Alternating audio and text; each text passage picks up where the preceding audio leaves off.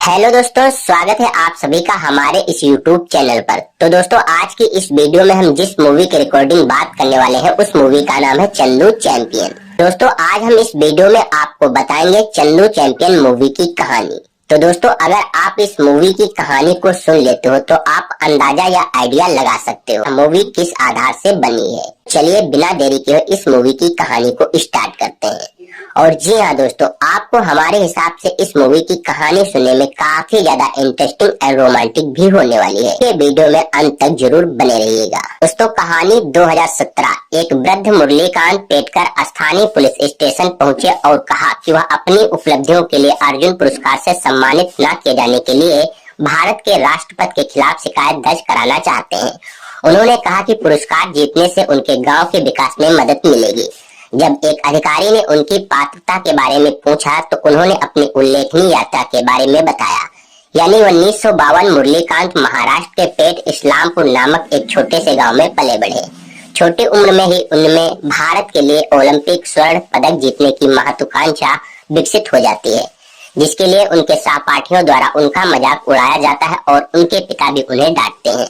घटनाओं के कारण वह घर से भाग जाता है और भारतीय सेना कोर ऑफ एएमई में शामिल हो जाता है, जहां उसे एक मुक्केबाज के रूप में चुना जाता है और प्रशिक्षित किया जाता है। उसे टोक्यो में अंतरराष्ट्रीय सेवा खेल मीट 1964 में मुक्केबाजी में भारत का प्रतिनिधित्व करने के लिए चुना जाता है, जहां वह अच्छा प्रदर्शन करता है लेकिन अंतिम दौर में हार जाता है क्योंकि वह विचलित होता है और पर्याप्त ध्यान केंद्रित नहीं करता है।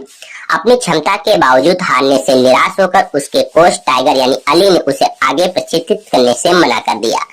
दोस्तों, 1965 यानी उनकी यूनिट 1965 के भारत पाकिस्तान युद्ध में शामिल है, जिसमें उनके कैंप पर हवाई हमला होता है। वह गंभीर रूप से घायल हो जाता है। उसकी रीढ़ की हड्डी में गोली लगने से वह लकवाग्रस्त हो जाता है। उसे युद्ध में घायलों के लिए एक अस्पताल में भर्ती कराया जाता है, जहां अपनी हालात से निराश होकर या सोचकर कि वह कभी ओलंपिक स्वर्ण नहीं जीत सकता, वह जीवन से हार मान लेता है और आत्महत्या का प्रयास करता है।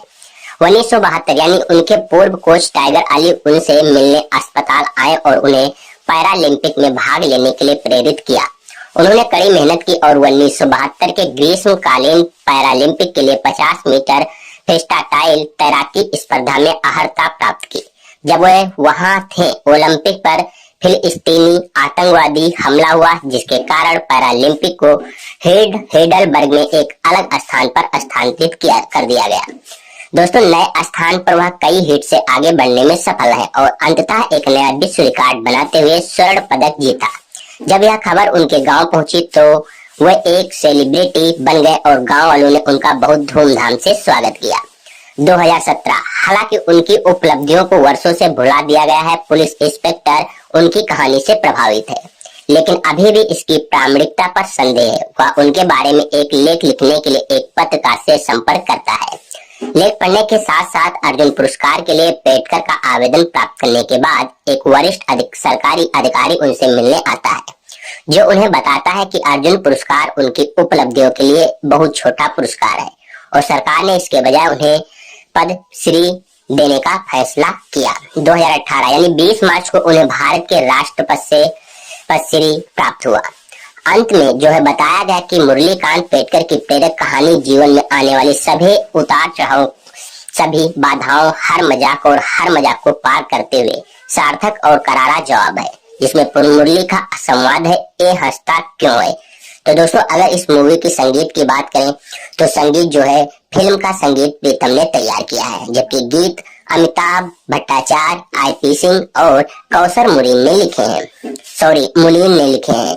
सत्यानाश यानी शीर्षक वाला पहला एकल 24 मई 2024 को रिलीज किया गया था। दूसरा एकल तू है चैंपियन 30 मई 2024 को रिलीज किया गया था। सरफिरा यानी शीर्षक वाला तीसरा एकल 8 जून 2024 को रिलीज किया गया था। मूवी के विकास के बारे में बात करें तो कबीर खान ने पहली बार जुलाई 2022 में फिल्म की घोषणा की थी। फिल्म की आधिकारिक घोषणा 4 जुलाई 2023 को साजिद नडियाडवाला द्वारा मोशन पोस्टर के साथ की गई थी, जिसका निर्देशन कबीर खान करेंगे और इसमें कार्तिक आर्यन मुख्य भूमिका में होंगे। यानी सत्य प्रेम की कथा 2023 के बाद निर्माता यानी साजिद नडियाडवाला के साथ अपने दूसरे सहयोग में कार्तिक आर्यन को मुख्य भूमिका निभाने के लिए चुना गया था। आर्यन ने मुख्य भूमिका के लिए महत्वपूर्ण शारीरिक परिवर्तन किया। केवल 24 महीनों की अवधि में अपने शरीर के वसा प्रतिशत को उल्लेखनीय 31% से घटाकर केवल 7% कर दिया। दोस्तों, इस मूवी की फोटोग्राफी 12 जुलाई 2023 को लंदन में आयोजित मुहूर्त पूजा के साथ शुरू हुई, जहां पहला शेड्यूल भी पूरा हो गया था। दूसरा शेड्यूल 24 सितंबर 2023 को कश्मीर में शुरू हुआ। क्रू ने महाराष्ट्र के वाई गांव में भी फिल्माई, यानी फिल्मांकन 8 महीने के बाद 31 जनवरी 2024 को पूरा हुआ। समुद्र तट से 1000 फीट की ऊंचाई पर जम्मू के अरु घाटी में एक चुनौतीपूर्ण 8 मिनट का सिंगल शॉट युद्ध दृश्य फिल्माया गया था। दोस्तों, फिल्म का संगीत प्रीतम ने तैयार किया है। दोस्तों, फिल्म का ट्रेलर 8 मई 2024 को आर्यन के गृहनगर ग्वालियर के कैप्टन रूप सिंह स्टेडियम में रिलीज किया गया था। आर्यन ने डांस रियलिटी शो डांस दीवाने में फिल्म का प्रचार किया। फिल्म की एक विशेष स्क्रीनिंग 5 जून 2024 को दिल्ली में भारतीय सेना के अधिकारियों के लिए आयोजित की गई थी, जहां पेटकर को सम्मानित किया गया था। दोस्तों, यह फिल्म 14 जून 2024 को सिनेमाघरों में रिलीज की गई थी। दोस्तों, अगर इसमें स्वागत की बात करें तो समीक्षा एग्रीगेटर वेबसाइट रॉटन टोमेटोज पर 13 आलोचकों की 100% समीक्षाएं सकारात्मक हैं, जिनकी औसत रेटिंग 5.9/10 है। बॉलीवुड हंगामा के एक आलोचक ने फिल्म को 5 में से 4 स्टार दिए और लिखा, चंदू चैंपियन कार्तिक आर्यन के शक्तिशाली प्रदर्शन और कुछ मजबूत छड़ों पर टिकी हुई है। न्यूज 18 के निषाद थाईवा लपिल ने फिल्म को 5 में से 4 स्टार दिए और लिखा, कुल मिलाकर कबीर खान द्वारा कुशलता पूर्वक निर्देशित चंदू चैंपियन अपनी शक्तिशाली फील गुड कहानी के साथ अनूठा साबित होता है। यानी फर्स्ट पोर्ट की विनर माथुर ने फिल्म को 5 में से 3.5 स्टार दिए और लिखा, कार्तिक आर्यन ने मुरलीकांत पेटकर की प्रेरक कहानी में एक ईमानदार अभिनय किया है। इंडिया टुडे की आरुष जैन ने फिल्म को 5 में से 3 स्टार दिए और लिखा, कार्तिक आर्यन के नेतृत्व वाली फिल्म को देखने लायक बनाने वाली बात यह है कि कबीर खान अपनी कहानी पर वाकई भरोसा करते हैं और इसे एक सुखद अनुभव में बदल देते हैं। दोस्तों, 11 जुलाई 2024 तक चंदू चैंपियन ने भारत में जो है रुपए 74.35 करोड़ और विदेशों में रुपए 13.79 करोड़ की कमाई की है, जिससे दुनिया भर में कुल रुपए 88.14 करोड़ की कमाई हुई है। दोस्तों, एक बिल्कुल नई फिल्म में वही मूल कहानी देखना जो आपने दर्जनों बार देखी है, फिर भी बेहद संतोषजनक हो सकता है। यह आपको उस समय में वापस ले जाता है जब इसी तरह की कहानियां आपको थिएटर से बाहर निकलने के बाद संतुष्ट का एहसास कराती थी। बेशक सबसे बड़ी बात यह है कि नए संस्करण को अच्छी तरह से बनाया जाना चाहिए। कबीर खान की चंदू चैंपियन यही है कि एक फार्मूला फिल्म, एक ऐसा शब्द जो किसी भी तरह से अपमानजनक नहीं है, जिसमें कार्तिक आर्यन और विजय राज ने जबरदस्त अभिनय किया है। इसकी कहानी एक ऐसे अंडरडॉग एथलीट के बारे में है जिसे विश्व मंच पर मौका मिलता है, जिसे पहले भी सैकड़ों बार सुनाया जा चुका है। इसे शुरू से लेकर आखिरी तक वर्णित करना एक क्लिच होगा, लेकिन चंदू चैंपियन कहानी के बारे में नहीं है। यह नायक के बारे में है। मुरलीकांत पेटकर एक युद्ध नायक से पैरालंपिक चैंपियन बने। एक ऐसा नाम है जिसे बहुत कम भारतीयों ने सुना होगा, जिनमें मैं भी शामिल हूँ। तो दोस्तों, ओलंपिक में व्यक्तिगत पदक जीतने वाले स्वतंत्र भारत के पहले एथलीट कैडी इन यादों से प्रेरित होकर एक युवा मुरली एक दिन अपने गले में ओलंपिक स्वर्ण पदक जीतने का सपना लेकर चलता है, लेकिन ऐसा सपना देखने के लिए उसका उपहास किया जाता है। सभी बाधाओं को पीछे छोड़ते हुए यह छोटा लड़का बड़ा होता है इस तरह से कि आप 80 के दशक के बॉलीवुड में वापस चले जाएंगे, जब मुख्य नायक रेलवे ट्रैक पर दौड़ता हुआ बड़ा हुआ था, और यहीं पर बिंदु है जहां आप फिल्म में डूबना शुरू करते हैं। हाँ, वहां पहुंचने में थोड़ा समय लगता है। तो दोस्तों, खान अंडरडॉग स्पोर्ट्स फिल्म के सभी ट्रैप्स का अनुसरण करता है।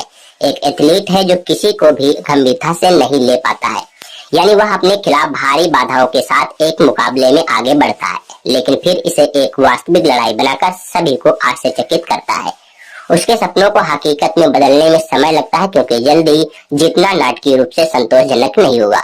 रास्ते में एथलीट के पास एक प्रशिक्षक और एक लड़की से विचलित करने वाला एक व्यक्ति है, और वह अन्य पात्रों से घिरा हुआ है जिनकी यात्रा अंततः उसके बारे में बन जाती है।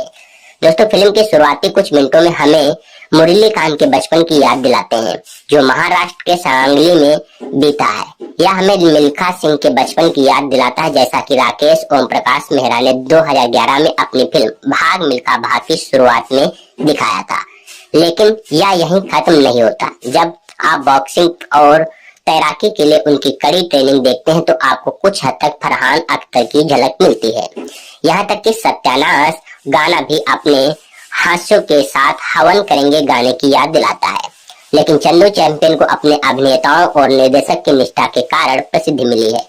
खान जिन्होंने फिल्म का सह लेखन भी किया है, कैमरा दर्शाता है कि उन्हें अपनी फिल्म के विषय से कितना प्यार है। वे सभी अतिशयोक्तिपूर्ण देश के लिए मर मिटेंगे टाइप की डायलॉगबाजी, रोना धोना और नाच गाना से दूर रहते हैं, जो सिनेमा हॉल में घटिया और सीटियां बजाने के लिए हिंदी फिल्म निर्माताओं के आम साधन है। इसके बजाय वे इसे सरल रखते हैं, किसी भी कलात्मक सीमा को लांगे बिना वे एक ज्यादातर विश्वसनीय फिल्म देते हैं। कुछ अड़चनों को छोड़कर, जिनमें से सबसे बड़ी अड़चन यह है कि एक चापरासी सरकारी बबुओं को पेट कर पैरालंपिक के लिए भेजने के लिए मना लेते हैं। तो दोस्तों, शब्दों के सभी बेहतरीन अर्थों में यह फिल्म किसी ऐसे व्यक्ति द्वारा बनाई गई है जिसे खेल फिल्मों का शौक है, जैसा कि हमने उनके निर्देशन में बनी पिछली फिल्म 83 में देखा था।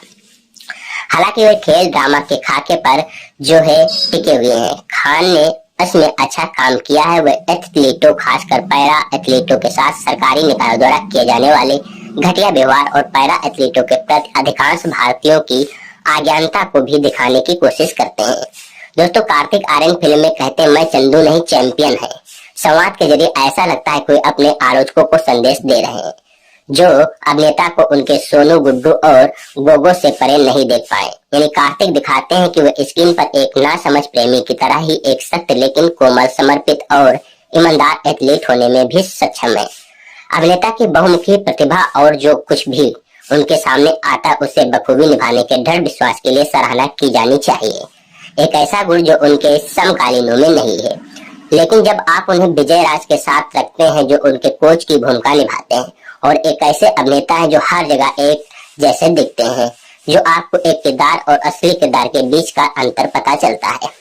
राज की अभिनय क्षमता इस बात में निहित है कि वे अपने किरदारों को कितना अधिक स्पर्शनीय और विश्वसनीय बनाते हैं। क्लाइमैक्स में पेटकर की जीत पर वे इतने स्वाभाविक रूप से रोते हैं कि अगर आप भी मेरी तरह भावुक हैं तो आपकी भी आंखें नम हो सकती हैं। तो दोस्तों, अभिनय की बात करें तो ब्रजेंद्र, काला, राजपाल यादव और भुवन अरोड़ा जैसे कलाकार जो संक्षिप्त रूप से दिखाई देते हैं, सहज लगते हैं और प्रभाव छोड़ते हैं। ऐसा कहने के बाद कई बार ऐसा होता है कि चीजें सही जगह पर नहीं होती हैं। चंदू चैंपियन की कुछ समस्याएं हैं। हम 1964 में टोक्यो में अंतरराष्ट्रीय सेवा खेल प्रतियोगिता में मुरलीकांत की अंतिम लड़ाई का चरमोत्कर्ष कभी नहीं देख पाते। यानी कुछ किरदार आते हैं जो मुरलीकांत पेटकर के खेल से परे जीवन में गहराई से उतरने की गुंजाइश बनाते हैं, लेकिन फिर अचानक चले जाते हैं। कहानी में कुछ अंतराल है, जहां ऐसा लगता है कि खान ने सुविधानगर पेटकर के जीवन के कुछ हिस्सों को जोड़ दिया है। तो दोस्तों, क्या वह जल्दी में आया था या पेटकर के जीवन के महत्वपूर्ण क्षणों को 2 घंटे में समेटना संभव नहीं था? इसका जवाब केवल खान ही दे सकता है। यानी जैसा कि ऊपर बताया गया है कि फार्मूलाबद्ध होना कोई समस्या नहीं है। कम से कम मेरे लिए, जब तक कि फिल्म को सही ट्रीटमेंट न मिले और वह मनोरंजक बनी रहे। चंदू चैंपियन को देखने लायक बनाने वाली बात यह है कि खान अपनी कहानी पर वाकई विश्वास करते हैं और इसे एक फील गुड फिल्म में बदल देते हैं। यह वीरता और अपनी क्षमता को पहचानने, विपरीत परिस्थितियों के बावजूद अपना सर्वश्रेष्ठ प्रयास करने और अपने सपने पर अड़े रहने के बारे में है। यह न केवल घिसी पिटी बल्कि घिसी पिटी लगती है और फिर भी यह हमें मानवीय स्तर पर शामिल करती है। दोस्तों, इसीलिए जब हम जानते हैं कि किसके गले में पैरालंपिक ओलंपिक पदक होगा, तब भी क्लाइमेक्स से पहले के दृश्य हमें इसके लिए पूरी तरह से भावनात्मक रूप से तैयार कर देते हैं कि जब यह चलता है तो हम उसके लिए उत्साहित हो जाते हैं। इसमें कोई अति नाटकीयता नहीं है। पृष्ठभूमि में राष्ट्रगान बजता है, जैसा कि हमने मैरी कॉम या दंगल में देखा था, और इसके लिए हम निर्माताओं की सराहना करते हैं कि उन्होंने इस विषय के बारे में रखा और राष्ट्रवाद में नहीं उलझे। दोस्तों, चंदू चैंपियन में पहली प्रेरणा घटना के दौरान कार्तिक आर्यन कुश्ती करते हैं, तैरते हैं, दौड़ते हैं, चलती ट्रेन पकड़ते हैं। ये सब लगभग 5 मिनट के अंतराल में होता है। एक प्रभावशाली करतब जो अभिनेता की शारीरिक क्षमता का प्रदर्शन लगता है, लेकिन यह आने वाले समय के लिए एक प्रस्तावना के रूप में भी काम करता है। यह फिल्म मुरलीकांत पेटकर की वीरतापूर्ण भूली हुई कहानी पर आधारित है, जो एक मुक्केबाज है जिसका निचला शरीर 1965 के भारत पाकिस्तान युद्ध के दौरान झड़प में 9 गोलियां लगने के बाद लकवाग्रस्त हो जाता है। वह वापस आता है, तैराकी शुरू करता है और देश का पहला पैरालंपिक स्वर्ण पदक विजेता बन जाता है। यानी अब व्यक्तिगत रूप से मैं हिंदी खेल फिल्मों को प्रेरणादायक बायोपिक या गुप्त देशभक्त वाली फिल्मों के रूप में देखकर थक गया हूँ। हालांकि फिल्म के पीछे की वास्तविक जीवन की कहानी ने एक और अधिक आंतरिक कहानी कहने के लिए पर्याप्त चारा प्रदान किया। मैं बार बार भाग मिल्खा भाग, ट्रेन के अंदर नाचते जवानों वाला एक गाना, हवन कुंड मस्तों का झुंड, मैं आग लगाता है कि और लौटता रहा, यानी राकेश ओम प्रकाश मेहरा की 2013 की धावक मिल्खा सिंह की बायोपिक। यानी वह फिल्म एक रोमांचक खेल ड्रामा से ज्यादा विभाजन के आघात का एक जटिल अध्ययन थी। इसकी तुलना में चंदू चैंपियन मुख्य रूप से एक आयामी बनी हुई है। यह अपने केंद्रीय चरित्र के एकमात्र लक्ष्य पर खुद को संतुलित करने की कोशिश करती है, क्योंकि ओलंपिक स्वर्ण जीतना, हालांकि यह जल्द ही दोहराव का अभ्यास बन जाता है।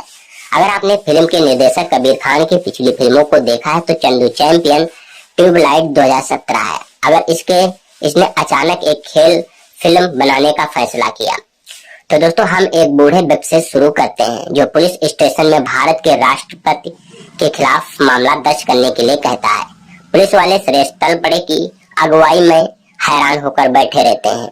यानी कार्तिक आर्यन के मुरलीकांत पेटकर काफी नकली नमक मिर्च वाले हेयर पीस में अपनी कहानी सुनाते हैं। अपने बड़े भाई के कंधों पर बैठे एक युवा मुरली भारत के पहले ओलंपिक पदक विजेता केडी जाधव के जोरदार स्वागत का गवाह बनाता है। तो दोस्तों, एक बीज बोया जाता है और युवा देश के लिए स्वर्ण पदक जीतने के अपने सपने की घोषणा करता है। कुछ बेहतर न जानते हुए वह एक स्थानीय अखाड़े में कुश्ती करना शुरू कर देता है। यानी जैसा कि अपेक्षित था, वह अपने पिता की निंदा और अपने गांव के लोगों की खिल्ली का पात्र बनता है। वह उसे चंदू मूर्ख के लिए एक अपशब्द कहते हैं, जबकि वह चिल्लाता है, मैं चैंपियन हूँ। एक कुश्ती मैच जीतने के बाद जिसे उसे हराना था, यानी मुरलीकांत को गांव से बाहर निकाल दिया जाता है। वह अंततः सेना में शामिल हो जाता है और मुक्केबाजी से परिचित हो जाता है। खेल नाटक की कहानी शुरू होती एक प्रशिक्षण मोर्टाज, एक विजयी हुक, जिसके बाद कार्तिक की माउथ गार्ड से सजी हुई मुस्कान, यानी प्रसिद्ध और कश्मीर में हवाई हमले में गंभीर रूप से घायल होने के बाद गिरना, एक दलित, एक अमर आशा और एक युद्ध चंदू चैंपियन कबीर खान की एक पाठ्य पुस्तक प्रस्तुत है। निर्देशक की इस माध्यम के प्रतिभा एक टेक दृश्यों में चमकती है, जहां कार्तिक के मुरलीकांत को गोली लग जाती है जब युद्धक विमान उनके सैन्य अड्डे पर बमबारी करते हैं।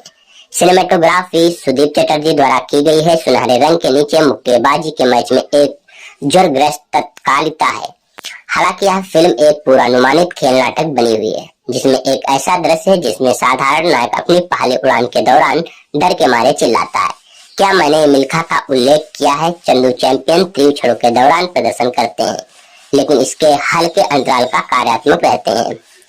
दोस्तों, इस फिल्म के साथ कॉमेडी में भोले भाले किरदार निभाने के लिए मशहूर कार्तिक को खेलने के लिए नई जमीन मिलती है।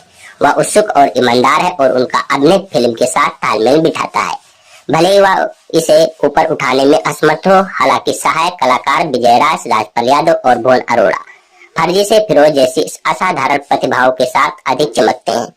विजय विशेष रूप से मुरलीकांत के कोच के रूप में अपने किरदारों में एक जमीनी चमक लाते हैं। फिल्म द्वारा प्रस्तुत भावनात्मक जुड़ाव कभी कभी चिपक जाता है और कभी कभी फिसल जाता है। यह वित्पन्न और उपदेशात्मक है, लेकिन कभी कभी यह गहराई से भी जाती है। कार्तिक मुरलीकांत को एक व्यापारी मासूमियत देते हैं, लेकिन फिल्म की अनुमानित कहानी प्रभाव को कम कर देती है।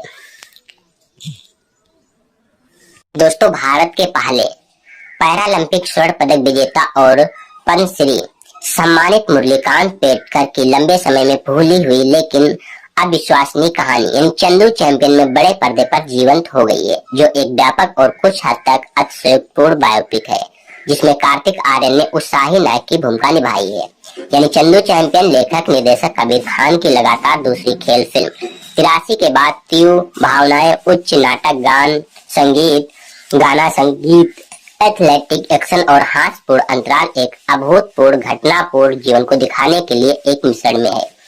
तो दोस्तों, मुरलीकांत की जिंदगी में ऐसे उतार चढ़ाव आए जो किसी भी आम जिंदगी में कभी नहीं आते। यानी दरअसल मुरलीकांत पेटकर ने एक युवा के तौर पर जो कुछ भी करने की कोशिश की और जो हासिल किया, वाकई आम बात नहीं थी।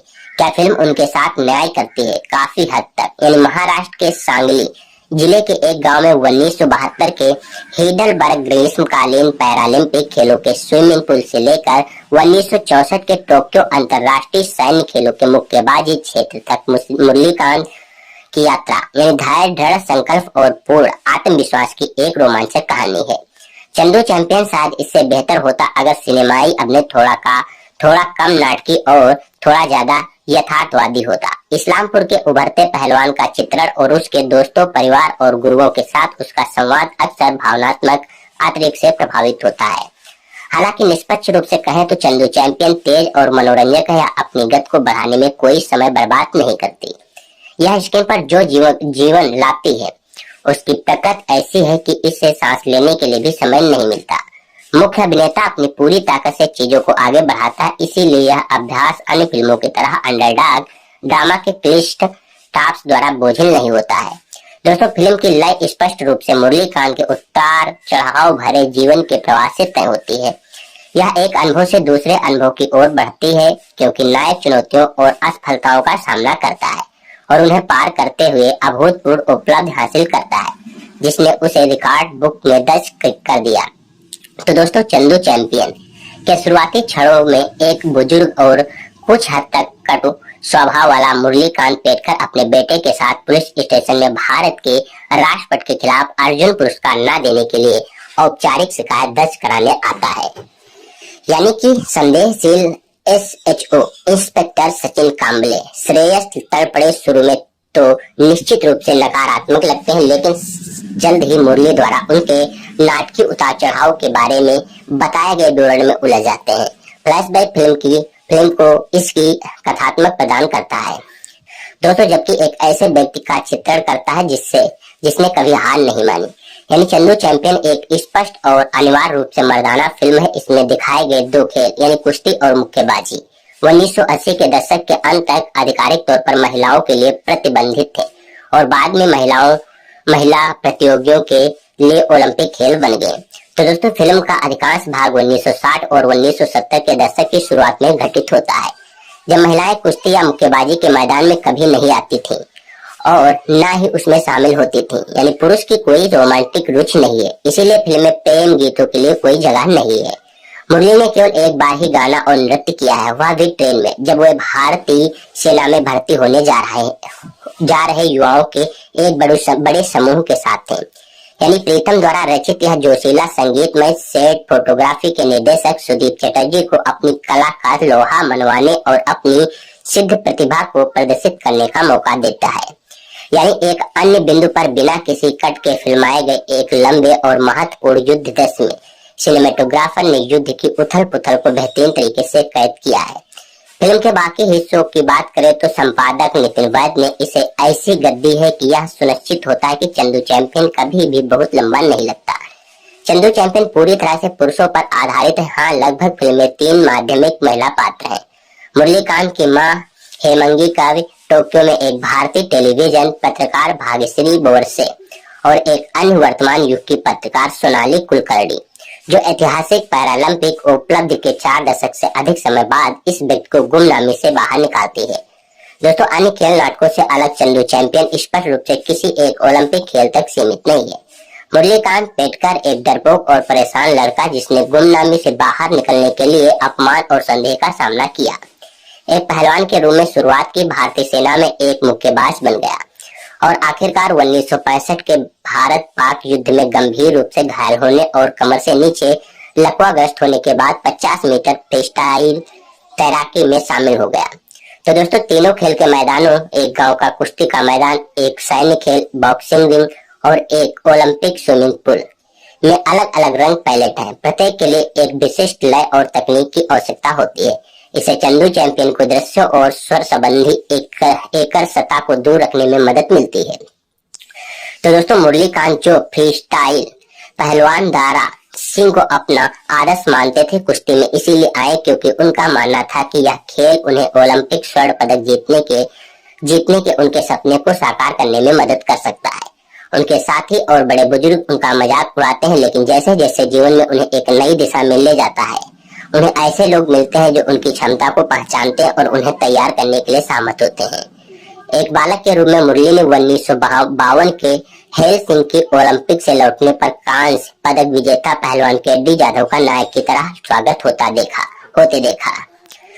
तो दोस्तों यह दृश्य उसके अंदर और भी बेहतर करने की इच्छा जगाता है। मुरली बाधाओं को पार करता और गांव के कुश्ती अखाड़े में पैर जमा लेता है, जहां वह गांव के सबसे शक्तिशाली व्यक्ति के बेटे को हराकर मुसीबत को आमंत्रित करता है। बाद के गुंडे उसे गांव से बाहर खदेड़ देते हैं। मुरली सेना में भर्ती हो जाता है और मुक्केबाज बन जाता है। क्योंकि कुश्ती रक्षा बलों का खेल नहीं है, वह एक सख्त टास्क मारकर टाइगर अली विजय राज के अधीन प्रशिक्षण लेता है और जल्दी ही असाधारण कौशल हासिल कर लेता है। तो दोस्तों टाइगर अली के मार्गदर्शन में मुरली चंदू चैंपियन, जो उसके गांव के आलोचकों द्वारा उसे दिया गया एक अपमानजनक उपनाम था, छोटू टाइगर, जैसा कि उसका मुक्केबाजी कोच उसे नाम देता है, और भारतीय वंडर बॉय के रूप में उभरता है। वह उपहार जिसे जापानी मीडिया ने उसे तब प्रदान किया जब उसने 1964 में टोक्यो में आयोजित अंतर्राष्ट्रीय सैन्य खेलों में उल्लेखनीय प्रदर्शन किया। तो दोस्तों और फिर 1965 का युद्ध शुरू हो जाता है। मुरली को 9 गोलियां लगती हैं, लेकिन वह चमत्कारिक ढंग से बच जाता है। उसका जीवन कई मायनों में बदल जाता है। जब वह सेना के अस्पताल में भर्ती होता है, मेडिकल वार्ड में उसे एक नया दोस्त यानी पुखराज राजपाल यादव मिलता है और टाइगर अली फिर से उसका मार्गदर्शन करने के लिए लौटता है। यानी कार्तिक आर्यन ने अपनी उन्मुख मानसिकता वाले चरित्र को त्याग दिया और एक ऐसे किरदार में ढल गए जो अभिनेता से कई तरह की मांग करता है। आर्यन ने अपनी शारीरिक क्षमता के अनुसार इस किरदार को निभाया है और अपने करियर का सर्वश्रेष्ठ प्रदर्शन किया है। दोस्तों Chandu champion one man show है, लेकिन विजय राज पर भरोसा करें कि वह सहायक भूमिका को उससे कहीं बढ़कर बना देंगे।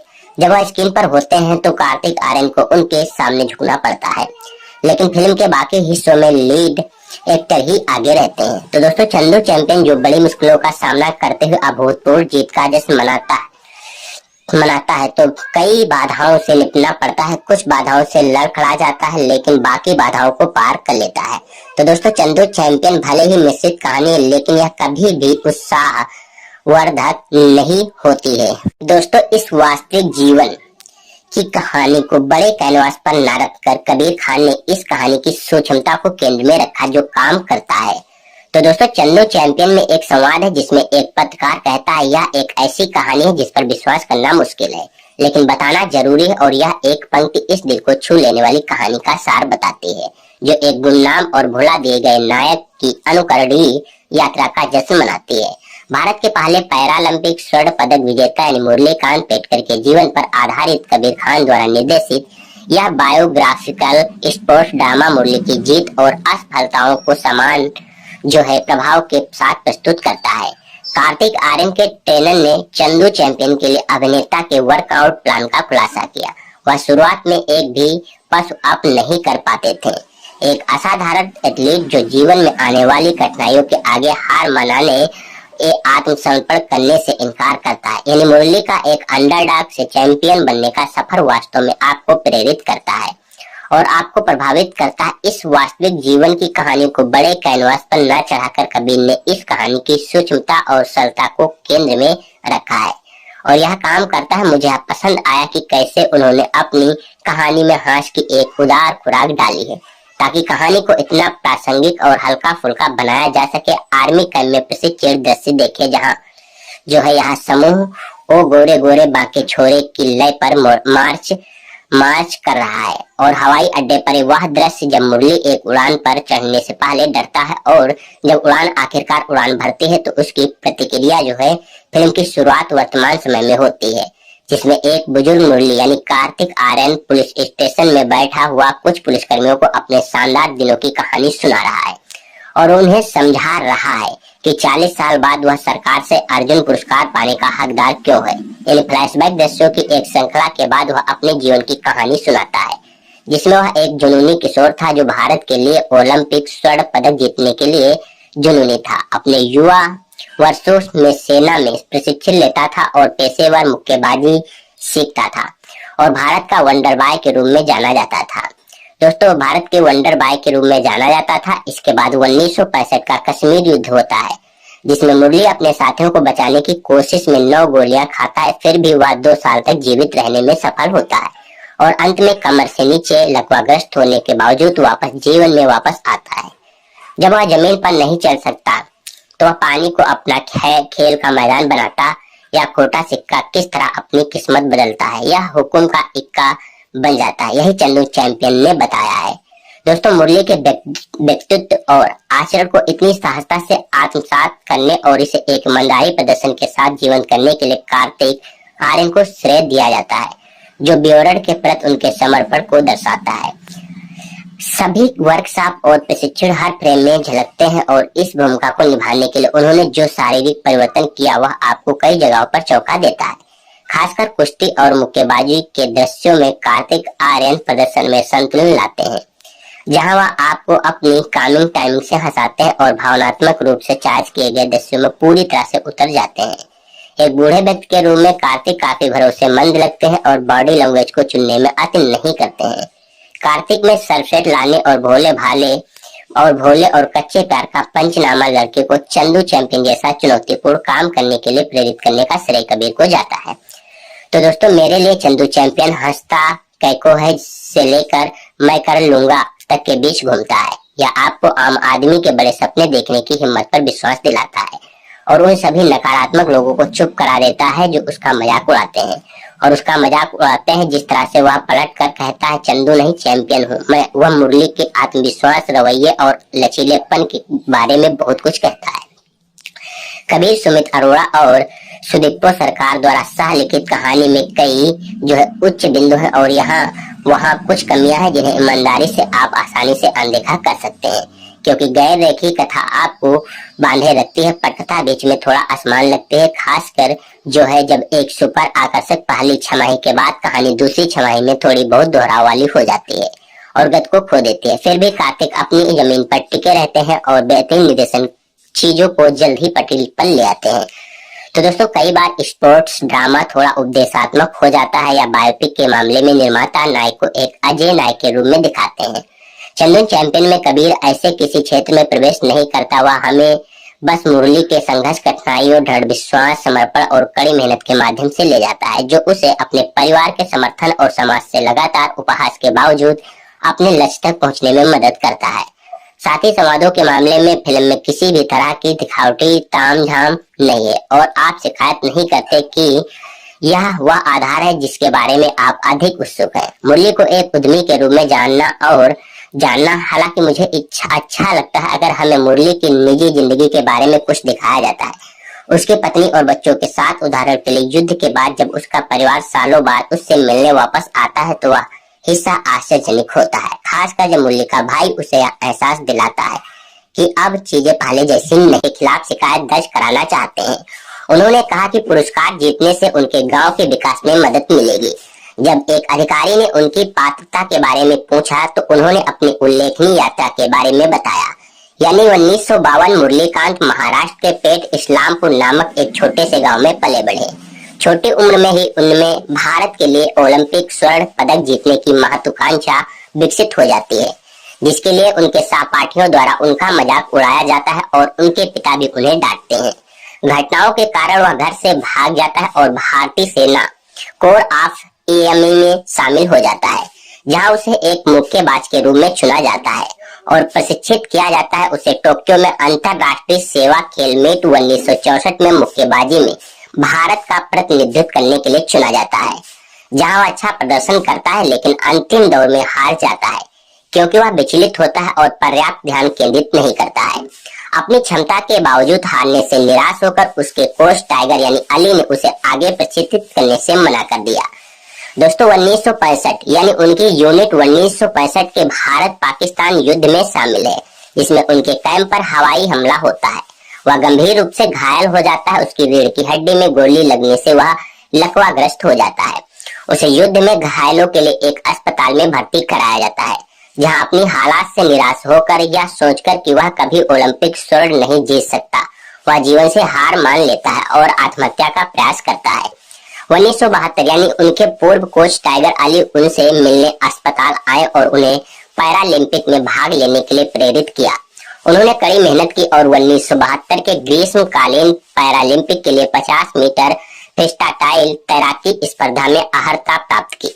जब वे वहां थे ओलंपिक पर फिलिस्तीनी आतंकवादी हमला हुआ, जिसके कारण पैरालंपिक को हेडलबर्ग में एक अलग स्थान पर स्थानांतरित कर दिया गया। दोस्तों, नए स्थान पर वह कई हिट से आगे बढ़ने में सफल है और अंततः एक नया विश्व रिकॉर्ड बनाते हुए स्वर्ण पदक जीता। जब यह खबर उनके गांव पहुंची तो वे एक सेलिब्रिटी बन गए और गांव वालों ने उनका बहुत धूमधाम से स्वागत किया। 2017, हालांकि उनकी उपलब्धियों को वर्षों से भुला दिया गया है। पुलिस इंस्पेक्टर उनकी कहानी से प्रभावित है, लेकिन अभी भी इसकी प्रामाणिकता पर संदेह है। वह उनके बारे में एक लेख लिखने के लिए एक पत्रकार से संपर्क करता है। लेख पढ़ने के साथ साथ अर्जुन पुरस्कार के लिए पेडकर का आवेदन प्राप्त करने के बाद एक वरिष्ठ सरकारी अधिकारी उनसे मिलने आता है, जो उन्हें बताता है कि अर्जुन पुरस्कार उनकी उपलब्धियों के लिए बहुत छोटा पुरस्कार है और सरकार ने इसके बजाय उन्हें पद्मश्री देने का फैसला किया। 2018 यानी 20 मार्च को उन्हें भारत के राष्ट्रपति से पद्मश्री प्राप्त हुआ। अंत में जो है बताया गया कि मुरलीकांत पेडकर की प्रेरक कहानी जीवन में आने वाले सभी उतार चढ़ाव, सभी बाधाओं, हर मजाक को पार करते हुए सार्थक और करारा जवाब है, जिसमें मुरली का संवाद है, ए हंसता क्यों है। तो दोस्तों, अगर इस मूवी की संगीत की बात करें तो संगीत जो है फिल्म का संगीत प्रीतम ने तैयार किया है, जबकि गीत अमिताभ भट्टाचार्य, IP सिंह और कौसर मुनीम ने लिखे हैं। सत्यानाश यानी शीर्षक वाला पहला एकल 24 मई 2024 को रिलीज किया गया था। दूसरा एकल तू है चैंपियन 30 मई 2024 को रिलीज किया गया था। सरफिरा यानी शीर्षक वाला तीसरा एकल 8 जून 2024 को रिलीज किया गया था। मूवी के विकास के बारे में बात करें तो कबीर खान ने पहली बार जुलाई 2022 में फिल्म की घोषणा की थी। फिल्म की आधिकारिक घोषणा 4 जुलाई 2023 को साजिद नडियाडवाला द्वारा मोशन पोस्टर के साथ की गई थी, जिसका निर्देशन कबीर खान करेंगे और इसमें कार्तिक आर्यन मुख्य भूमिका में होंगे। यानी सत्य प्रेम की कथा 2023 के बाद निर्माता यानी साजिद नडियाडवाला के साथ अपने दूसरे सहयोग में कार्तिक आर्यन को मुख्य भूमिका निभाने के लिए चुना गया था। आर्यन ने मुख्य भूमिका के लिए महत्वपूर्ण शारीरिक परिवर्तन किया, केवल 24 महीनों की अवधि में अपने शरीर के वसा प्रतिशत को उल्लेखनीय 31% से घटाकर केवल 7% कर दिया। दोस्तों, इस मूवी की फोटोग्राफी 12 जुलाई 2023 को लंदन में आयोजित मुहूर्त पूजा के साथ शुरू हुई, जहां पहला शेड्यूल भी पूरा हो गया था। दूसरा शेड्यूल 24 सितंबर 2023 को कश्मीर में शुरू हुआ। क्रू ने महाराष्ट्र के वाई गांव में भी फिल्माई, यानी फिल्मांकन 8 महीने के बाद 31 जनवरी 2024 को पूरा हुआ। समुद्र तट से 1000 फीट की ऊंचाई पर जम्मू के अरु घाटी में एक चुनौतीपूर्ण 8 मिनट का सिंगल शॉट युद्ध दृश्य फिल्माया गया था। दोस्तों, फिल्म का संगीत प्रीतम ने तैयार किया है। दोस्तों, फिल्म का ट्रेलर 8 मई 2024 को आर्यन के गृहनगर ग्वालियर के कैप्टन रूप सिंह स्टेडियम में रिलीज किया गया था। आर्यन ने डांस रियलिटी शो डांस दीवाने में फिल्म का प्रचार किया। फिल्म की एक विशेष स्क्रीनिंग 5 जून 2024 को दिल्ली में भारतीय सेना के अधिकारियों के लिए आयोजित की गई थी, जहां पेडकर को सम्मानित किया गया था। दोस्तों, यह फिल्म 14 जून 2024 को सिनेमाघरों में रिलीज की गई थी। दोस्तों, अगर इसमें स्वागत की बात करें तो समीक्षा एग्रीगेटर वेबसाइट राइटर टोमाटोज पर 13 आलोचकों की 100% समीक्षाएं सकारात्मक हैं, जिनकी औसत रेटिंग 5.9/10 है। बॉलीवुड हंगामा के एक आलोचक ने फिल्म को 5 में से 4 स्टार दिए और लिखा, चंदू चैंपियन कार्तिक आर्यन के शक्तिशाली प्रदर्शन और कुछ मजबूत छड़ों पर टिकी हुई है। न्यूज 18 के निषाद थाईवा लपिल ने फिल्म को 5 में से 4 स्टार दिए और लिखा, कुल मिलाकर कबीर खान द्वारा कुशलता पूर्वक निर्देशित चंदू चैंपियन अपनी शक्तिशाली फील गुड कहानी के साथ अनूठा साबित होता है। यानी फर्स्ट पोस्ट की विनर माथुर ने फिल्म को 5 में से 3.5 स्टार दिए और लिखा, कार्तिक आर्यन ने मुरलीकांत पेडकर की प्रेरक कहानी में एक ईमानदार अभिनय किया है। इंडिया टुडे की आरुष जैन ने फिल्म को 5 में से 3 स्टार दिए और लिखा, कार्तिक आर्यन के नेतृत्व वाली फिल्म को देखने लायक बनाने वाली बात यह है कि कबीर खान अपनी कहानी पर वाकई भरोसा करते हैं और इसे एक सुखद अनुभव में बदल देते हैं। दोस्तों, 11 जुलाई 2024 तक चंदू चैंपियन ने भारत में जो है रुपए 74.35 करोड़ और विदेशों में रुपए 13.79 करोड़ की कमाई की है, जिससे दुनिया भर में कुल रुपए 88.14 करोड़ की कमाई हुई है। दोस्तों, एक बिल्कुल नई फिल्म में वही मूल कहानी देखना जो आपने दर्जनों बार देखी है, फिर भी बेहद संतोषजनक हो सकता है। यह आपको उस समय में वापस ले जाता है जब इसी तरह की कहानियां आपको थिएटर से बाहर निकलने के बाद संतुष्ट का एहसास कराती थी। बेशक सबसे बड़ी बात यह है कि नए संस्करण को अच्छी तरह से बनाया जाना चाहिए। कबीर खान की चंदू चैंपियन यही है कि एक फार्मूला फिल्म, एक ऐसा शब्द जो किसी भी तरह से अपमानजनक नहीं है, जिसमें कार्तिक आर्यन और विजय राज ने जबरदस्त अभिनय किया है। इसकी कहानी एक ऐसे अंडरडॉग एथलीट के बारे में है जिसे विश्व मंच पर मौका मिलता है, जिसे पहले भी सैकड़ों बार सुनाया जा चुका है। इसे शुरू से लेकर आखिरी तक वर्णित करना एक क्लिच होगा, लेकिन चंदू चैंपियन कहानी के बारे में नहीं है। यह नायक के बारे में है। मुरलीकांत पेटकर एक युद्ध नायक से पैरालंपिक चैंपियन बने। एक ऐसा नाम है जिसे बहुत कम भारतीयों ने सुना होगा, जिनमें मैं भी शामिल हूँ। तो दोस्तों, ओलंपिक में व्यक्तिगत पदक जीतने वाले स्वतंत्र भारत के पहले एथलीट कैडी इन यादों से प्रेरित होकर एक युवा मुरली एक दिन अपने गले में ओलंपिक स्वर्ण पदक जीतने का सपना लेकर चलता है। लेकिन ऐसा सपना देखने के लिए उसका उपहास किया जाता है। सभी बाधाओं को पीछे छोड़ते हुए यह छोटा लड़का बड़ा होता है इस तरह से कि आप 80 के दशक के बॉलीवुड में वापस चले जाएंगे, जब मुख्य नायक रेलवे ट्रैक पर दौड़ता हुआ बड़ा हुआ था। और यहीं पर बिंदु है जहां आप फिल्म में डूबना शुरू करते हैं। हाँ, वहां पहुंचने में थोड़ा समय लगता है। तो दोस्तों, खान अंडरडॉग स्पोर्ट्स फिल्म के सभी ट्रैप्स का अनुसरण करता है। एक एथलीट है जो किसी को भी गंभीरता से नहीं ले पाता है, यानी वह अपने खिलाफ भारी बाधाओं के साथ एक मुकाबले में आगे बढ़ता है, लेकिन फिर इसे एक वास्तविक लड़ाई बनाकर सभी को आश्चर्यचकित करता है। उसके सपनों को हकीकत में बदलने में समय लगता है, क्योंकि जल्दी जीतना नाटकीय रूप से संतोषजनक नहीं होगा। रास्ते में एथलीट के पास एक प्रशिक्षक और एक लड़की से विचलित करने वाला एक व्यक्ति है, और वह अन्य पात्रों से घिरा हुआ है जिनकी यात्रा अंततः उसके बारे में बन जाती है। दोस्तों, फिल्म के शुरुआती कुछ मिनटों में हमें मुरली खान के बचपन की याद दिलाते हैं, जो महाराष्ट्र के सांगली में बीता है। यह हमें मिल्खा सिंह के बचपन की याद दिलाता है, जैसा कि राकेश ओम प्रकाश मेहरा ने 2011 में अपनी फिल्म भाग मिल्खा भाग की शुरुआत में दिखाया था। लेकिन यह यहीं खत्म नहीं होता। जब आप बॉक्सिंग और तैराकी के लिए उनकी कड़ी ट्रेनिंग देखते हैं तो आपको कुछ हद तक फरहान अख्तर की झलक मिलती है। यहाँ तक कि सत्यानाश गाना भी अपने हास्यों के साथ हवन करेंगे गाने की याद दिलाता है। लेकिन चंदू चैंपियन को अपने अभिनेताओं और निर्देशक की निष्ठा के कारण प्रसिद्धि मिली है। खान, जिन्होंने फिल्म का सह लेखन भी किया है, कैमरा दर्शाता है कि उन्हें अपनी फिल्म के विषय से कितना प्यार है। वे सभी अतिशयोक्तिपूर्ण देश के लिए मर मिटेंगे टाइप की डायलॉगबाजी, रोना धोना और नाच गाना से दूर रहते हैं, जो सिनेमा हॉल में घटिया और सीटियां बजाने के लिए हिंदी फिल्म निर्माताओं के आम साधन है। इसके बजाय वे इसे सरल रखते हैं, किसी भी कलात्मक सीमा को लांगे बिना वे एक ज्यादातर विश्वसनीय फिल्म देते हैं। कुछ अड़चनों को छोड़कर, जिनमें से सबसे बड़ी अड़चन यह है कि एक चापरासी सरकारी बबुओं को पेट कर पैरालंपिक के लिए भेजने के लिए मना लेते हैं। तो दोस्तों, शब्दों के सभी बेहतरीन अर्थों में यह फिल्म किसी ऐसे व्यक्ति द्वारा बनाई गई है जिसे खेल फिल्मों का शौक है, जैसा कि हमने उनके निर्देशन में बनी पिछली फिल्म 83 में देखा था।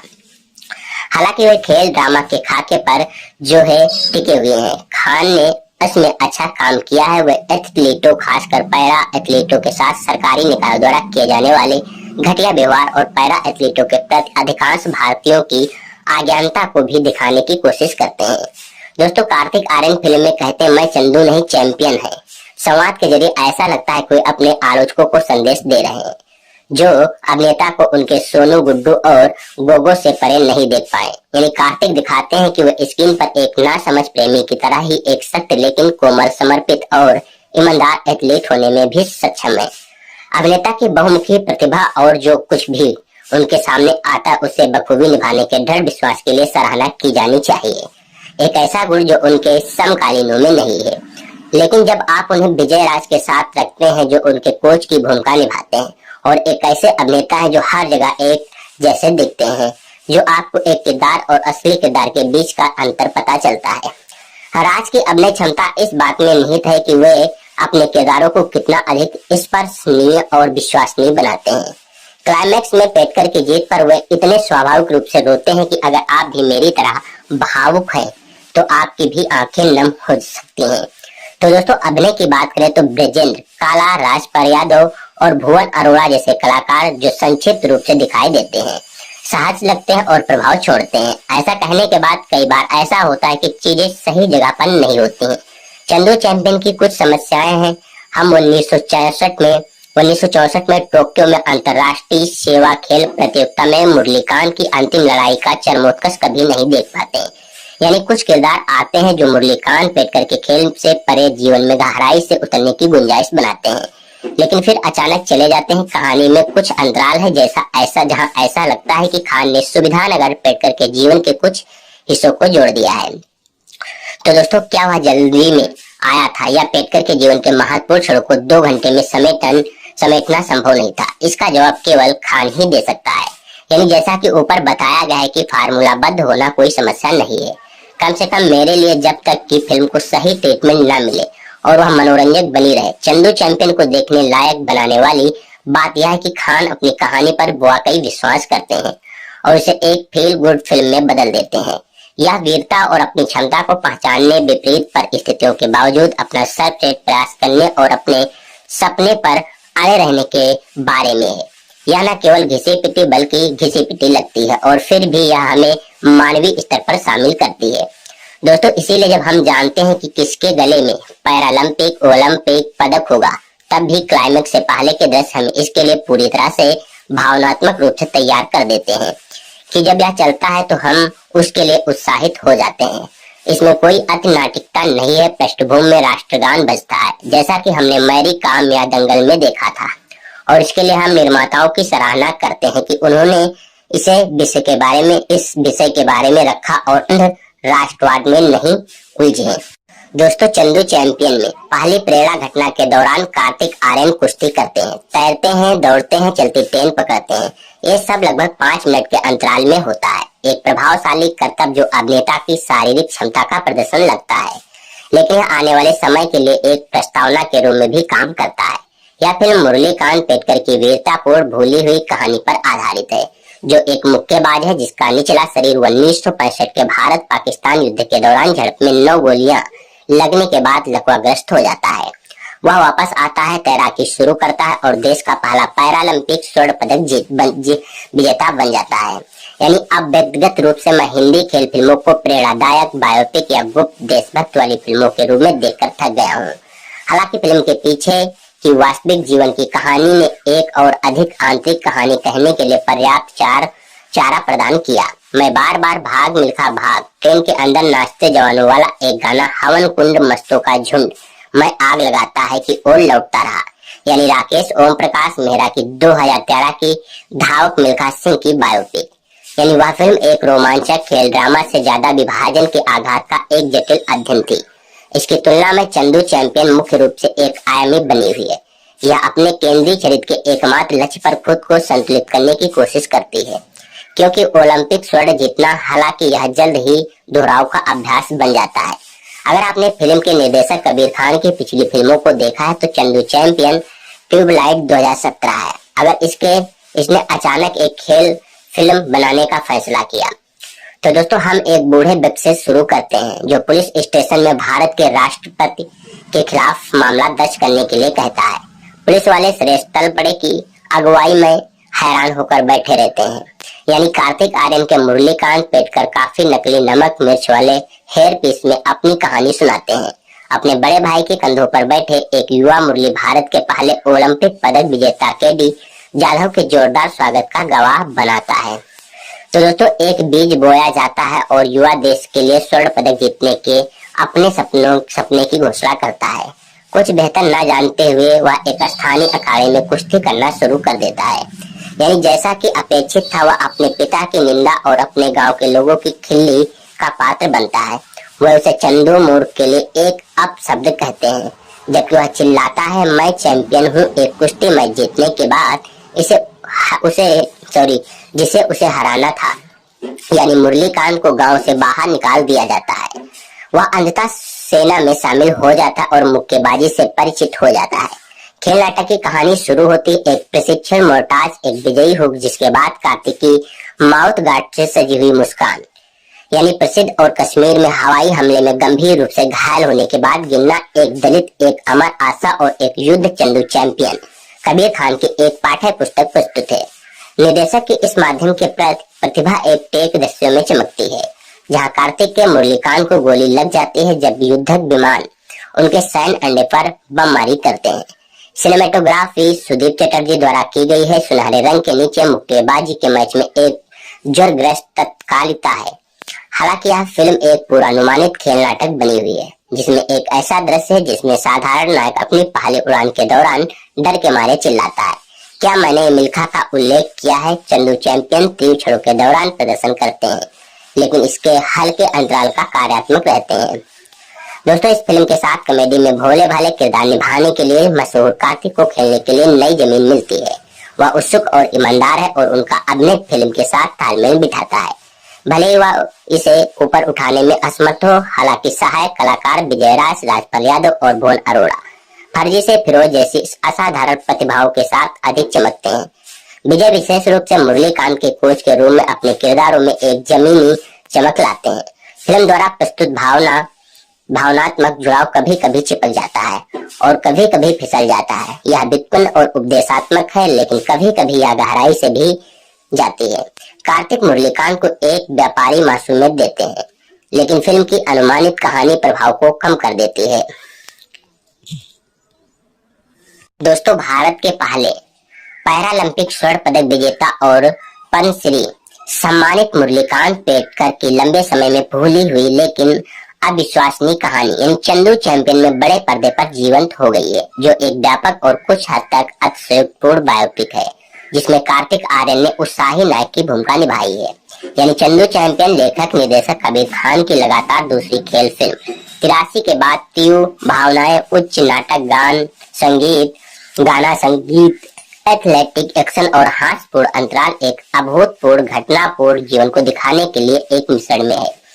तो दोस्तों, मुरलीकांत की जिंदगी में ऐसे उतार चढ़ाव आए जो किसी भी आम जिंदगी में कभी नहीं आते। यानी दरअसल मुरलीकांत पेटकर ने एक युवा के तौर पर जो कुछ भी करने की कोशिश की और जो हासिल किया वह वाकई आम बात नहीं थी।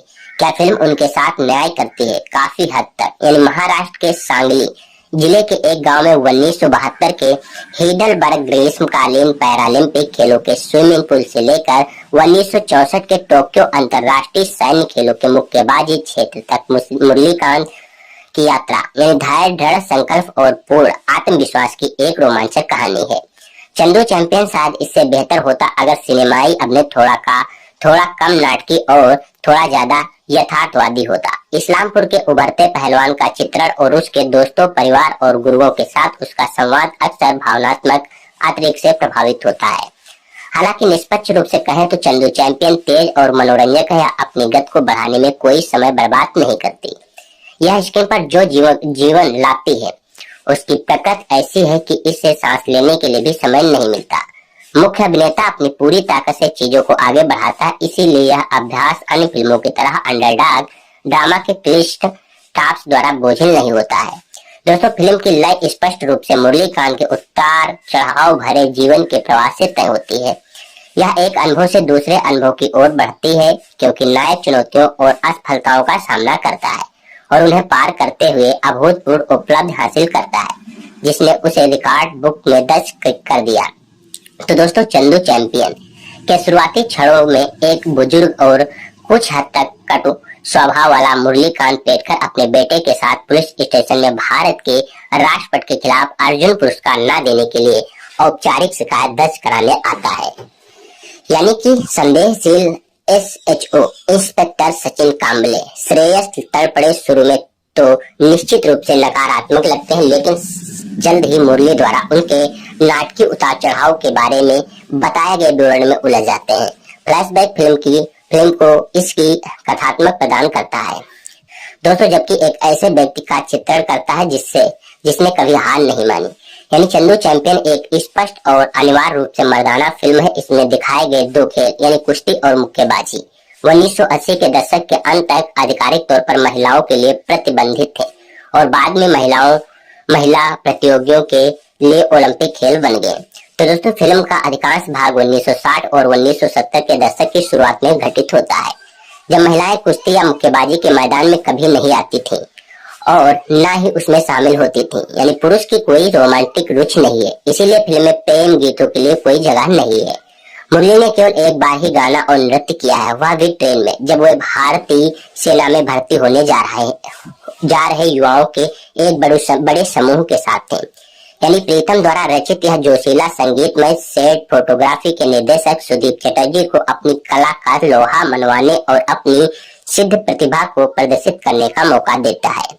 यानी एक अन्य बिंदु पर बिना किसी कट के फिल्माए गए एक लंबे और महत्वपूर्ण युद्ध दृश्य में सिनेमेटोग्राफर ने युद्ध की उथल पुथल को बेहतरीन तरीके से कैद किया है।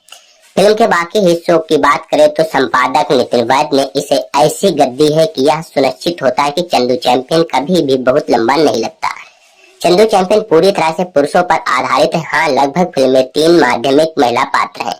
मुरलीकांत की माँ हेमंगी कवि, टोक्यो में एक भारतीय टेलीविजन पत्रकार भाग्यश्री बोरसे और एक अन्य वर्तमान युग की पत्रकार सोनाली कुलकर्णी, जो ऐतिहासिक पैरालंपिक उपलब्धि के 4 दशक से अधिक समय बाद इस व्यक्ति को गुमनामी से बाहर निकालती है।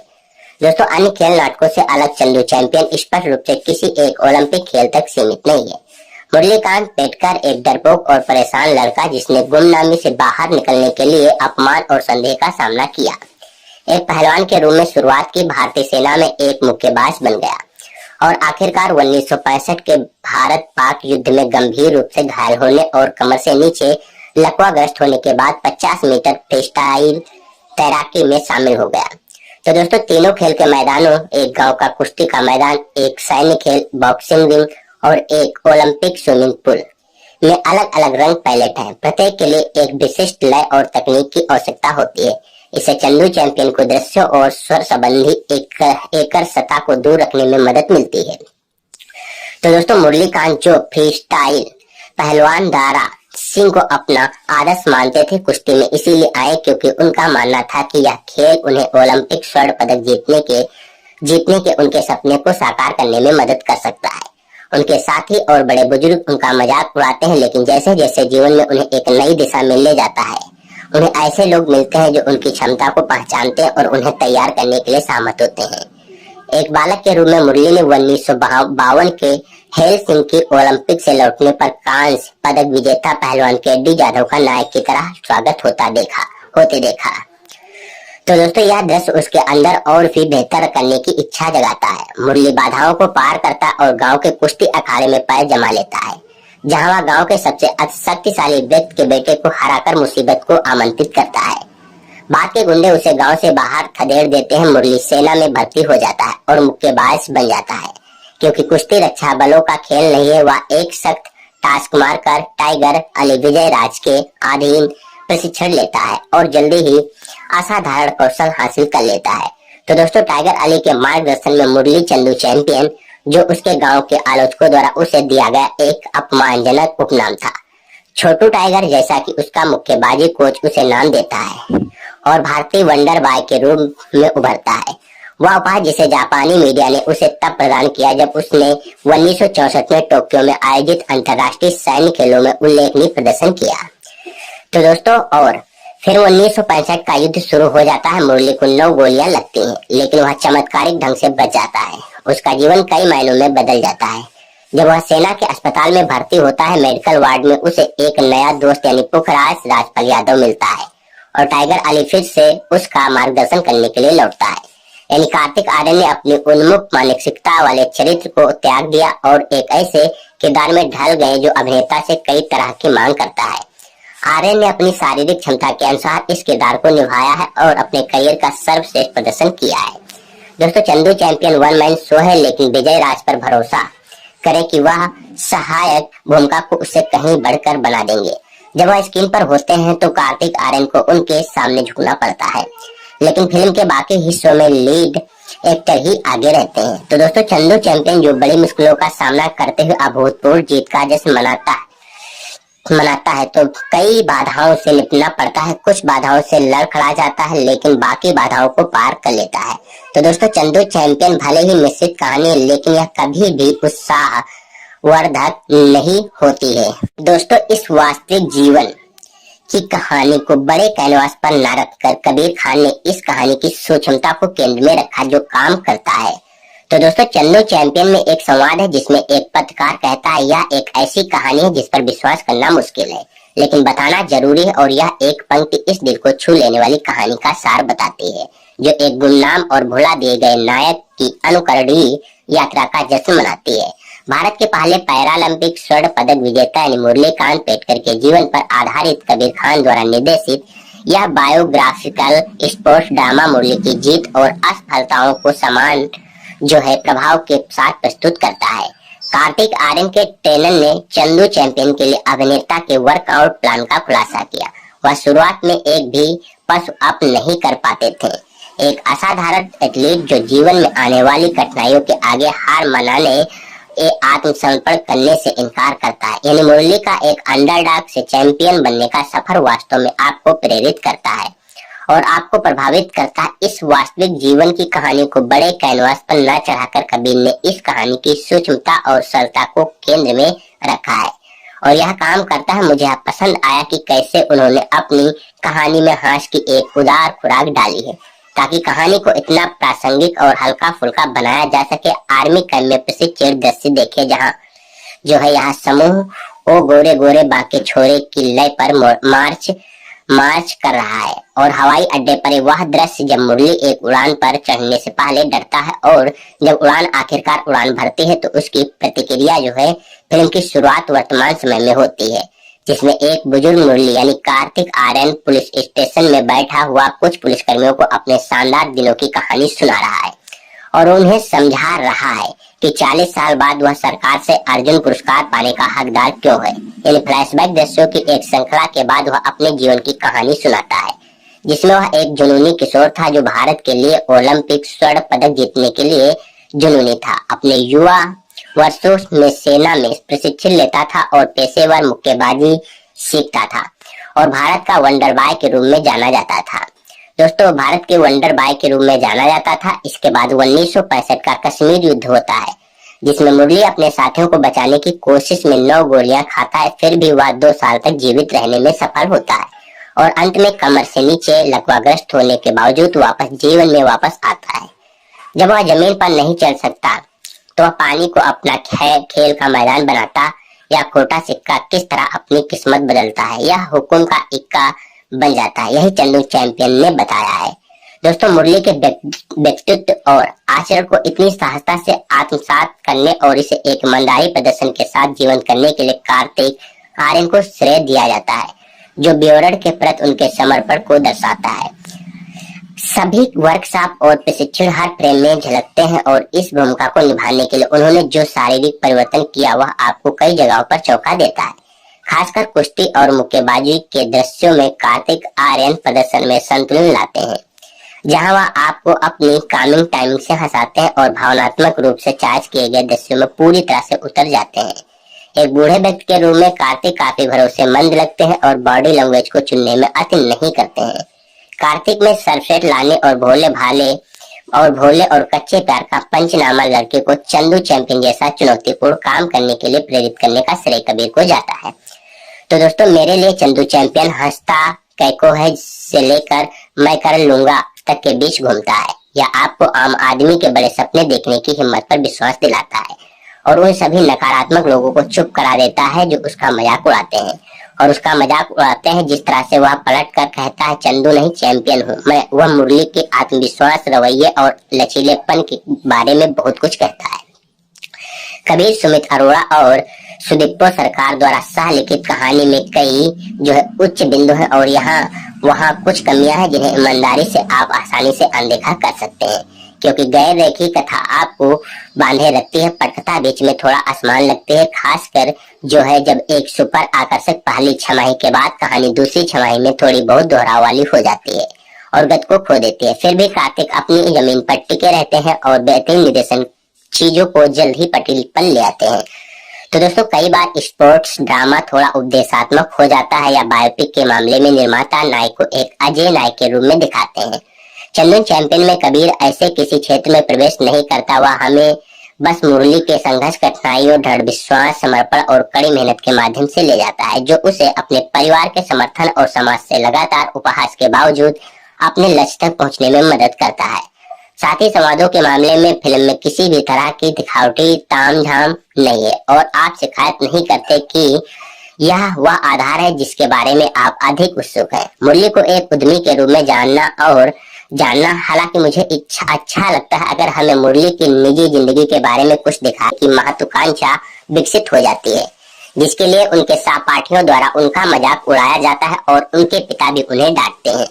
घटनाओं के कारण वह घर से भाग जाता है और भारतीय सेना कोर ऑफ एएमई में शामिल हो जाता है, जहां उसे एक मुक्केबाज के रूप में चुना जाता है और प्रशिक्षित किया जाता है। उसे टोक्यो में अंतरराष्ट्रीय सेवा खेल मीट 1964 में मुक्केबाजी में भारत का प्रतिनिधित्व करने के लिए चुना जाता है, जहां वह अच्छा प्रदर्शन करता है लेकिन अंतिम दौर में हार जाता है क्योंकि वह विचलित होता है और पर्याप्त ध्यान केंद्रित नहीं करता है। अपनी क्षमता के बावजूद हारने से निराश होकर उसके कोच टाइगर यानी अली ने उसे आगे प्रशिक्षित करने से मना कर दिया। दोस्तों 1965 यानी उनकी यूनिट 1965 के भारत पाकिस्तान युद्ध में शामिल है, जिसमें उनके कैंप पर हवाई हमला होता है। वह गंभीर रूप से घायल हो जाता है। उसकी रीढ़ की हड्डी में गोली लगने से वह लकवाग्रस्त हो जाता है। उसे युद्ध में घायलों के लिए एक अस्पताल में भर्ती कराया जाता है, जहां अपनी हालात से निराश होकर या सोचकर कि वह कभी ओलंपिक स्वर्ण नहीं जीत सकता, वह जीवन से हार मान लेता है और आत्महत्या का प्रयास करता है। 1972 यानी उनके पूर्व कोच टाइगर अली उनसे मिलने अस्पताल आए और उन्हें पैरालंपिक में भाग लेने के लिए प्रेरित किया। उन्होंने कड़ी मेहनत की और 1972 के ग्रीष्मकालीन पैरालंपिक के लिए 50 मीटर फ्रीस्टाइल तैराकी स्पर्धा में अर्हता प्राप्त की। जब वे वहां थे, ओलंपिक पर फिलिस्तीनी आतंकवादी हमला हुआ, जिसके कारण पैरालंपिक को हेडलबर्ग में एक अलग स्थान पर स्थानांतरित कर दिया गया। दोस्तों नए स्थान पर वह कई हिट से आगे बढ़ने में सफल है और अंततः एक नया विश्व रिकॉर्ड बनाते हुए स्वर्ण पदक जीता। जब यह खबर उनके गांव पहुंची तो वे एक सेलिब्रिटी बन गए और गांव वालों ने उनका बहुत धूमधाम से स्वागत किया। 2017 हालांकि उनकी उपलब्धियों को वर्षों से भुला दिया गया है। पुलिस इंस्पेक्टर उनकी कहानी से प्रभावित है, लेकिन अभी भी इसकी प्रामाणिकता पर संदेह है। वह उनके बारे में एक लेख लिखने के लिए एक पत्रकार से संपर्क करता है। लेख पढ़ने के साथ साथ अर्जुन पुरस्कार के लिए पेटकर का आवेदन प्राप्त करने के बाद एक वरिष्ठ सरकारी अधिकारी उनसे मिलने आता है, जो उन्हें बताता है कि अर्जुन पुरस्कार उनकी उपलब्धियों के लिए बहुत छोटा पुरस्कार है और सरकार ने इसके बजाय उन्हें पद्मश्री देने का फैसला किया। 2018 यानी 20 मार्च को उन्हें भारत के राष्ट्रपति से पद्मश्री प्राप्त हुआ। अंत में जो है बताया गया कि मुरलीकांत पेटकर की प्रेरक कहानी जीवन में आने वाली सभी उतार चढ़ाव, सभी बाधाओं, हर मजाक को पार करते हुए सार्थक और करारा जवाब है, जिसमें मुरली का संवाद है, ए हंसता क्यों है। तो दोस्तों अगर इस मूवी की संगीत की बात करें तो संगीत जो है फिल्म का संगीत प्रीतम ने तैयार किया है, जबकि गीत अमिताभ भट्टाचार्य, आईपी सिंह और कौशर मुनीम ने लिखे हैं। सत्यानाश यानी शीर्षक वाला पहला एकल 24 मई 2024 को रिलीज किया गया था। दूसरा एकल तू है चैंपियन 30 मई 2024 को रिलीज किया गया था। सरफिरा यानी शीर्षक वाला तीसरा एकल 8 जून 2024 को रिलीज किया गया था। मूवी के विकास के बारे में बात करें तो कबीर खान ने पहली बार जुलाई 2022 में फिल्म की घोषणा की थी। फिल्म की आधिकारिक घोषणा 4 जुलाई 2023 को साजिद नडियाडवाला द्वारा मोशन पोस्टर के साथ की गई थी, जिसका निर्देशन कबीर खान करेंगे और इसमें कार्तिक आर्यन मुख्य भूमिका में होंगे। यानी सत्य प्रेम की कथा 2023 के बाद निर्माता यानी साजिद नडियाडवाला के साथ अपने दूसरे सहयोग में कार्तिक आर्यन को मुख्य भूमिका निभाने के लिए चुना गया था। आर्यन ने मुख्य भूमिका के लिए महत्वपूर्ण शारीरिक परिवर्तन किया। केवल 24 महीनों की अवधि में अपने शरीर के वसा प्रतिशत को उल्लेखनीय 31% से घटाकर केवल 7% कर दिया। दोस्तों इस मूवी की फोटोग्राफी 12 जुलाई 2023 को लंदन में आयोजित मुहूर्त पूजा के साथ शुरू हुई, जहां पहला शेड्यूल भी पूरा हो गया था। दूसरा शेड्यूल 24 सितंबर 2023 को कश्मीर में शुरू हुआ। क्रू ने महाराष्ट्र के वाई गांव में भी फिल्माई, यानी फिल्मांकन 8 महीने के बाद 31 जनवरी 2024 को पूरा हुआ। समुद्र तट से 1000 फीट की ऊंचाई पर जम्मू के अरु घाटी में एक चुनौतीपूर्ण 8 मिनट का सिंगल शॉट युद्ध दृश्य फिल्माया गया था। दोस्तों फिल्म का संगीत प्रीतम ने तैयार किया है। दोस्तों फिल्म का ट्रेलर 8 मई 2024 को आर्यन के गृहनगर ग्वालियर के कैप्टन रूप सिंह स्टेडियम में रिलीज किया गया था। आर्यन ने डांस रियलिटी शो डांस दीवाने में फिल्म का प्रचार किया। फिल्म की एक विशेष स्क्रीनिंग 5 जून 2024 को दिल्ली में भारतीय सेना के अधिकारियों के लिए आयोजित की गई थी, जहां पेटकर को सम्मानित किया गया था। दोस्तों यह फिल्म 14 जून 2024 को सिनेमाघरों में रिलीज की गई थी। दोस्तों अगर इसमें स्वागत की बात करें तो समीक्षा एग्रीगेटर वेबसाइट रॉटेन टोमेटोज पर 13 आलोचकों की 100% समीक्षाएं सकारात्मक हैं, जिनकी औसत रेटिंग 5.9/10 है। बॉलीवुड हंगामा के एक आलोचक ने फिल्म को 5 में से 4 स्टार दिए और लिखा, चंदू चैंपियन कार्तिक आर्यन के शक्तिशाली प्रदर्शन और कुछ मजबूत छड़ों पर टिकी हुई है। न्यूज 18 के निषाद थाईवा लप्पिल ने फिल्म को 5 में से 4 स्टार दिए और लिखा, कुल मिलाकर कबीर खान द्वारा कुशलता पूर्वक निर्देशित चंदू चैंपियन अपनी शक्तिशाली फील गुड कहानी के साथ अनूठा साबित होता है। यानी फर्स्ट पोस्ट की विनर माथुर ने फिल्म को 5 में से 3.5 स्टार दिए और लिखा, कार्तिक आर्यन ने मुरलीकांत पेटकर की प्रेरक कहानी में एक ईमानदार अभिनय किया है।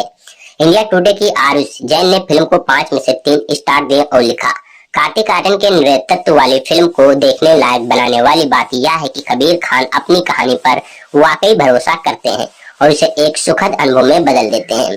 दोस्तों 11 जुलाई 2024 तक चंदू चैंपियन ने भारत में जो है रुपए 74.35 करोड़ और विदेशों में रुपए 13.79 करोड़ की कमाई की है, जिससे दुनिया भर में कुल रुपए 88.14 करोड़ की कमाई हुई है।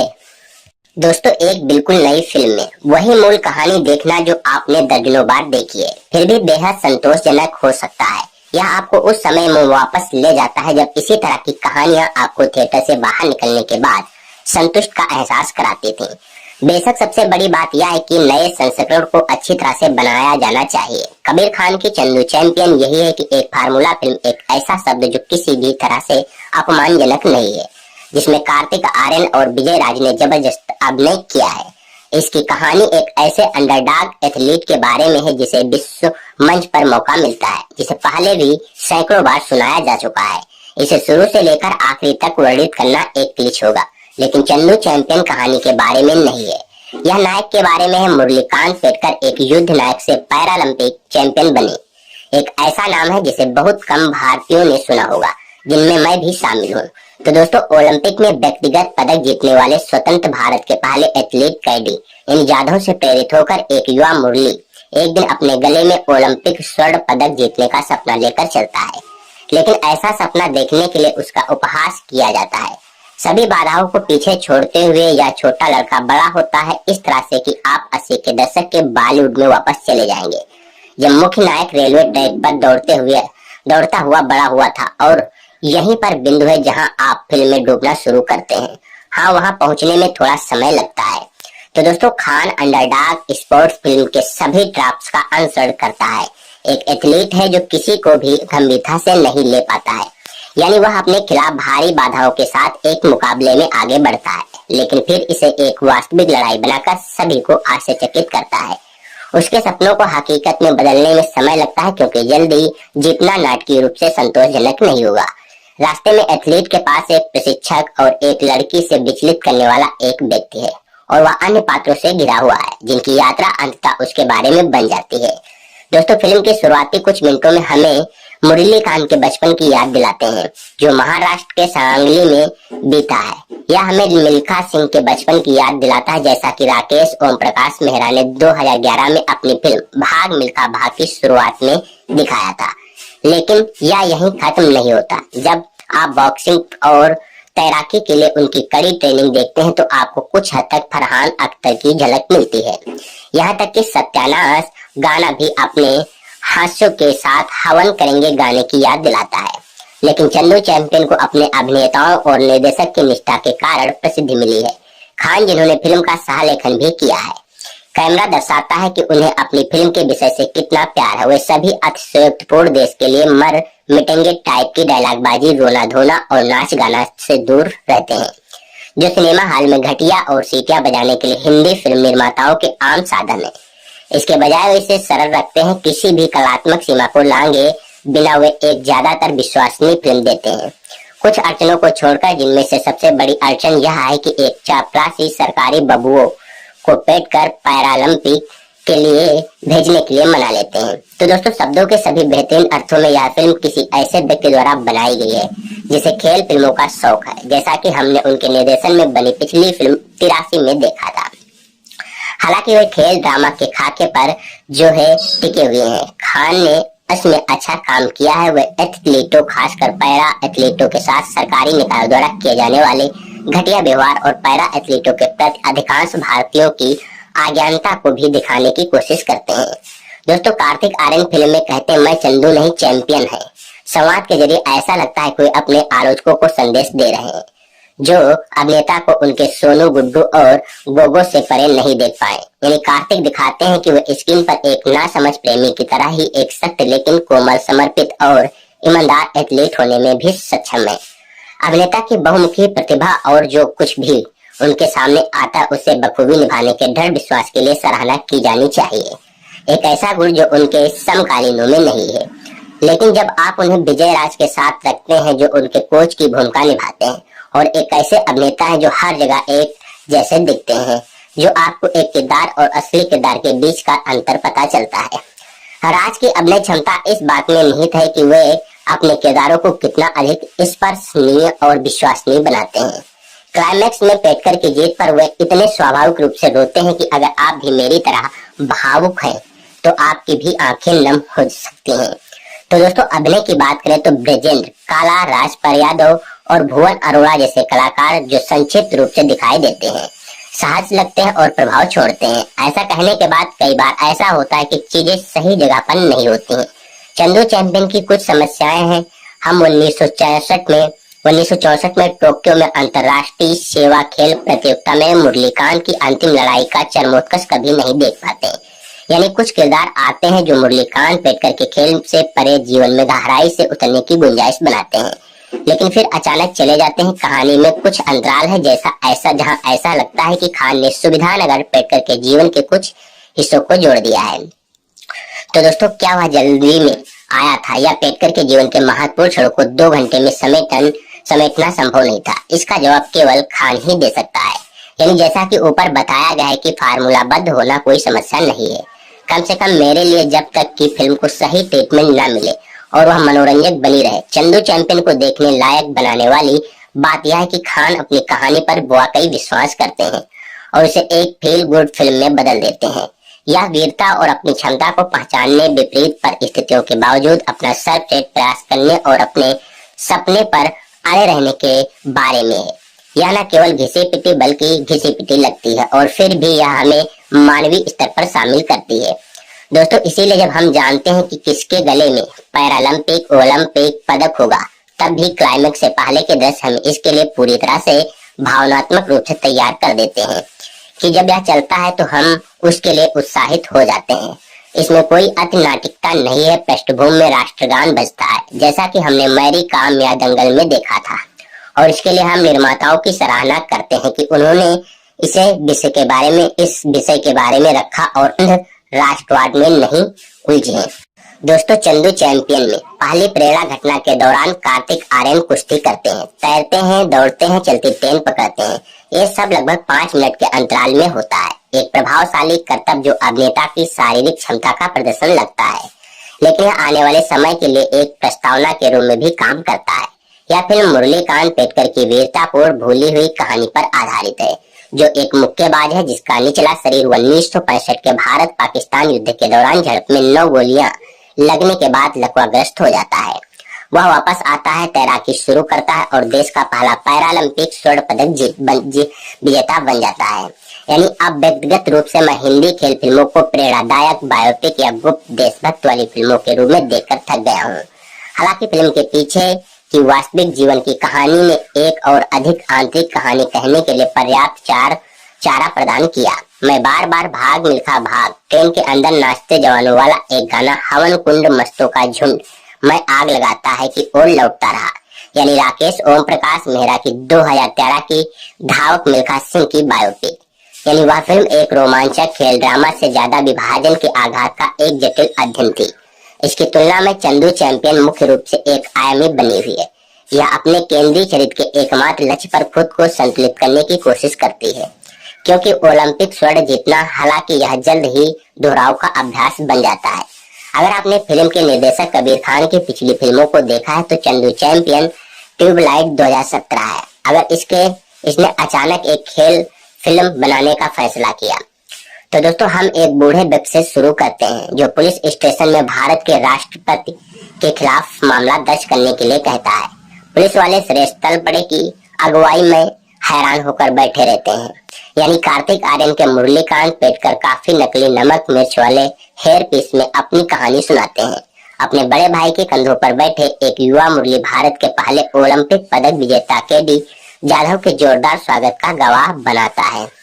तो दोस्तों एक बीज बोया जाता है और युवा देश के लिए स्वर्ण पदक जीतने के अपने सपने की घोषणा करता है। कुछ बेहतर न जानते हुए वह एक स्थानीय अखाड़े में कुश्ती करना शुरू कर देता है। यानी जैसा कि अपेक्षित था वह अपने पिता की निंदा और अपने गांव के लोगों की खिल्ली का पात्र बनता है। वह उसे चंदू मूर्ख के लिए एक अपशब्द कहते हैं, जबकि वह चिल्लाता है मैं चैंपियन हूँ एक कुश्ती मैच जीतने के बाद जिसे उसे हराना था। यानी मुरलीकांत को गांव से बाहर निकाल दिया जाता है। वह अंततः सेना में शामिल हो जाता है और मुक्केबाजी से परिचित हो जाता है। खेल नाटक की कहानी शुरू होती एक प्रशिक्षण मोर्टाज, एक विजयी हुक, जिसके बाद कार्तिक की माउथ गार्ड से सजी हुई मुस्कान। यानी प्रसिद्ध और कश्मीर में हवाई हमले में गंभीर रूप से घायल होने के बाद गिरना, एक दलित, एक अमर आशा और एक युद्ध चंदू चैंपियन कबीर खान की एक पाठ्य पुस्तक प्रस्तुत है। निर्देशक की इस माध्यम के प्रतिभा एक टेक दृश्यों में चमकती है, जहां कार्तिक के मुरलीकांत को गोली लग जाती है जब युद्धक विमान उनके सैन्य अड्डे पर बमबारी करते हैं। सिनेमेटोग्राफी सुदीप चटर्जी द्वारा की गई है। सुनहरे रंग के नीचे मुक्केबाजी के मैच में एक ज्वरग्रस्त तत्कालिकता है। हालांकि यह फिल्म एक पूर्वानुमानित खेल नाटक बनी हुई है, जिसमें एक ऐसा दृश्य है जिसमें साधारण नायक अपनी पहली उड़ान के दौरान डर के मारे चिल्लाता है, क्या मैंने मिल्खा का उल्लेख किया है? चंदू चैंपियन तीर छड़ों के दौरान प्रदर्शन करते हैं, लेकिन इसके हल्के अंतराल का कार्यात्मक रहते हैं। दोस्तों इस फिल्म के साथ कॉमेडी में भोले भाले किरदार निभाने के लिए मशहूर कार्तिक को खेलने के लिए नई जमीन मिलती है। वह उत्सुक और ईमानदार है और उनका अभिनय फिल्म के साथ तालमेल बिठाता है, भले ही वह इसे ऊपर उठाने में असमर्थ हो। हालांकि सहायक कलाकार विजयराज, राजपाल यादव और भुवन अरोड़ा फर्जी से फिरोज जैसी असाधारण प्रतिभाओं के साथ अधिक चमकते हैं। विजय विशेष रूप से मुरलीकांत के कोच के रूप में अपने किरदारों में एक जमीनी चमक लाते हैं। फिल्म द्वारा प्रस्तुत भावनात्मक जुड़ाव कभी कभी चिपक जाता है और कभी कभी फिसल जाता है। यह व्युत्पन्न और उपदेशात्मक है, लेकिन कभी कभी यह गहराई से भी जाती है। कार्तिक मुरलीकांत को एक व्यापारी मासूमियत देते हैं, लेकिन फिल्म की अनुमानित कहानी प्रभाव को कम कर देती है। दोस्तों भारत के पहले पैरालंपिक स्वर्ण पदक विजेता और पद्मश्री सम्मानित मुरलीकांत पेटकर की लंबे समय में भूली हुई लेकिन अविश्वसनीय कहानी चंदू चैंपियन में बड़े पर्दे पर जीवंत हो गई है, जो एक व्यापक और कुछ हद तक अतिशयोक्तिपूर्ण बायोपिक है, जिसमें कार्तिक आर्यन ने उत्साही नायक की भूमिका निभाई है।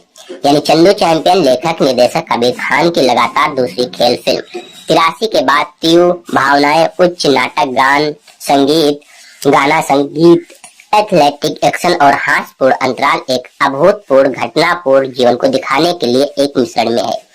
तो दोस्तों मुरलीकांत की जिंदगी में ऐसे उतार चढ़ाव आए जो किसी भी आम जिंदगी में कभी नहीं आते। यानी दरअसल मुरलीकांत पेटकर ने एक युवा के तौर पर जो कुछ भी करने की कोशिश की और जो हासिल किया वह वाकई आम बात नहीं थी।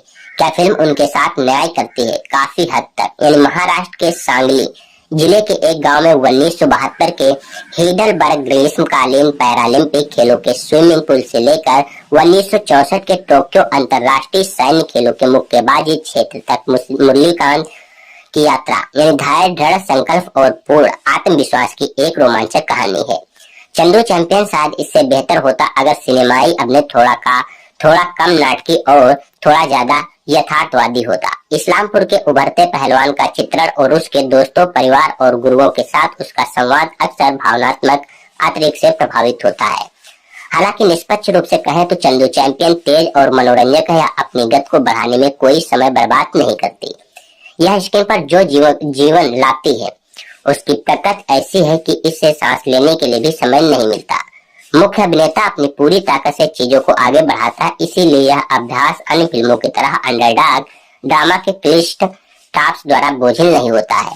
दोस्तों फिल्म की लय स्पष्ट रूप से मुरलीकांत के उतार चढ़ाव भरे जीवन के प्रवास से तय होती है। यह एक अनुभव से दूसरे अनुभव की ओर बढ़ती है, क्योंकि नायक चुनौतियों और असफलताओं का सामना करता है और उन्हें पार करते हुए अभूतपूर्व उपलब्धि हासिल करता है, जिसने उसे रिकॉर्ड बुक में दर्ज कर दिया। तो दोस्तों चंदू चैंपियन के शुरुआती क्षणों में एक बुजुर्ग और कुछ हद तक कटु स्वभाव वाला मुरलीकांत पेटकर अपने बेटे के साथ पुलिस स्टेशन में भारत के राष्ट्रपति के खिलाफ अर्जुन पुरस्कार न देने के लिए औपचारिक शिकायत दर्ज कराने आता है। यानी कि संदेहशील SHO इंस्पेक्टर सचिन कांबले श्रेयस तड़पड़े शुरू में तो निश्चित रूप से नकारात्मक लगते हैं, लेकिन जल्द ही मुरली द्वारा उनके नाटकीय उतार चढ़ाव के बारे में बताए गए विवरण में उलझ जाते हैं। फ्लैशबैक फिल्म को इसकी कथात्मक प्रदान करता है दोस्तों, जबकि एक ऐसे व्यक्ति का चित्रण करता है जिसने कभी हार नहीं मानी। यानी चंदू चैंपियन एक स्पष्ट और अनिवार्य रूप से मर्दाना फिल्म है। इसमें दिखाए गए दो खेल यानी कुश्ती और मुक्केबाजी 1980 के दशक के अंत तक आधिकारिक तौर पर महिलाओं के लिए प्रतिबंधित थे और बाद में महिला प्रतियोगियों के लिए ओलंपिक खेल बन गए। तो दोस्तों फिल्म का अधिकांश भाग 1960 और 1970 के दशक की शुरुआत में घटित होता है, जब महिलाएं कुश्ती या मुक्केबाजी के मैदान में कभी नहीं आती थी और न ही उसमें शामिल होती थी। यानी पुरुष की कोई रोमांटिक रुचि नहीं है, इसीलिए फिल्म में प्रेम गीतों के लिए कोई जगह नहीं है। मुरली ने केवल एक बार ही गाना और नृत्य किया है, वह भी ट्रेन में, जब वह भारतीय सेना में भर्ती होने जा रहे युवाओं के एक बड़े समूह के साथ थे। यानी प्रीतम द्वारा रचित यह जोशीला संगीतमय सेट फोटोग्राफी के निर्देशक सुदीप चटर्जी को अपनी कला का लोहा मनवाने और अपनी सिद्ध प्रतिभा को प्रदर्शित करने का मौका देता है। यानी एक अन्य बिंदु पर बिना किसी कट के फिल्माए गए एक लंबे और महत्वपूर्ण युद्ध दृश्य में सिनेमेटोग्राफर ने युद्ध की उथल पुथल को बेहतरीन तरीके से कैद किया है। फिल्म के बाकी हिस्सों की बात करें तो संपादक नितिन वैद ने इसे ऐसी गद्दी है कि यह सुनिश्चित होता है कि चंदू चैंपियन कभी भी बहुत लंबा नहीं लगता। चंदू चैंपियन पूरी तरह से पुरुषों पर आधारित है। हाँ, लगभग फिल्म में 3 माध्यमिक महिला पात्र हैं। मुरलीकांत की माँ हेमंगी कवि, टोक्यो में एक भारतीय टेलीविजन पत्रकार भाग्यश्री बोरसे और एक अन्य वर्तमान युग की पत्रकार सोनाली कुलकर्णी, जो ऐतिहासिक पैरालंपिक उपलब्धि के 4 दशक से अधिक समय बाद इस व्यक्ति को गुमनामी से बाहर निकालती है। दोस्तों अन्य खेल नाटकों से अलग चंदू चैंपियन स्पष्ट रूप से किसी एक ओलंपिक खेल तक सीमित नहीं है। मुरलीकांत पेटकर एक डरपोक और परेशान लड़का जिसने गुमनामी से बाहर निकलने के लिए अपमान और संदेह का सामना किया, एक पहलवान के रूप में शुरुआत की, भारतीय सेना में एक मुक्केबाज बन गया और आखिरकार 1965 के भारत पाक युद्ध में गंभीर रूप से घायल होने और कमर से नीचे लकवाग्रस्त होने के बाद 50 मीटर फ्रीस्टाइल तैराकी में शामिल हो गया।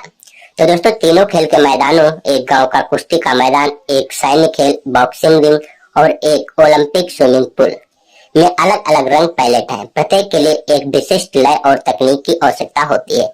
इसे चंदू चैंपियन को दृश्य और स्वर संबंधी एकल सतह को दूर रखने में मदद मिलती है।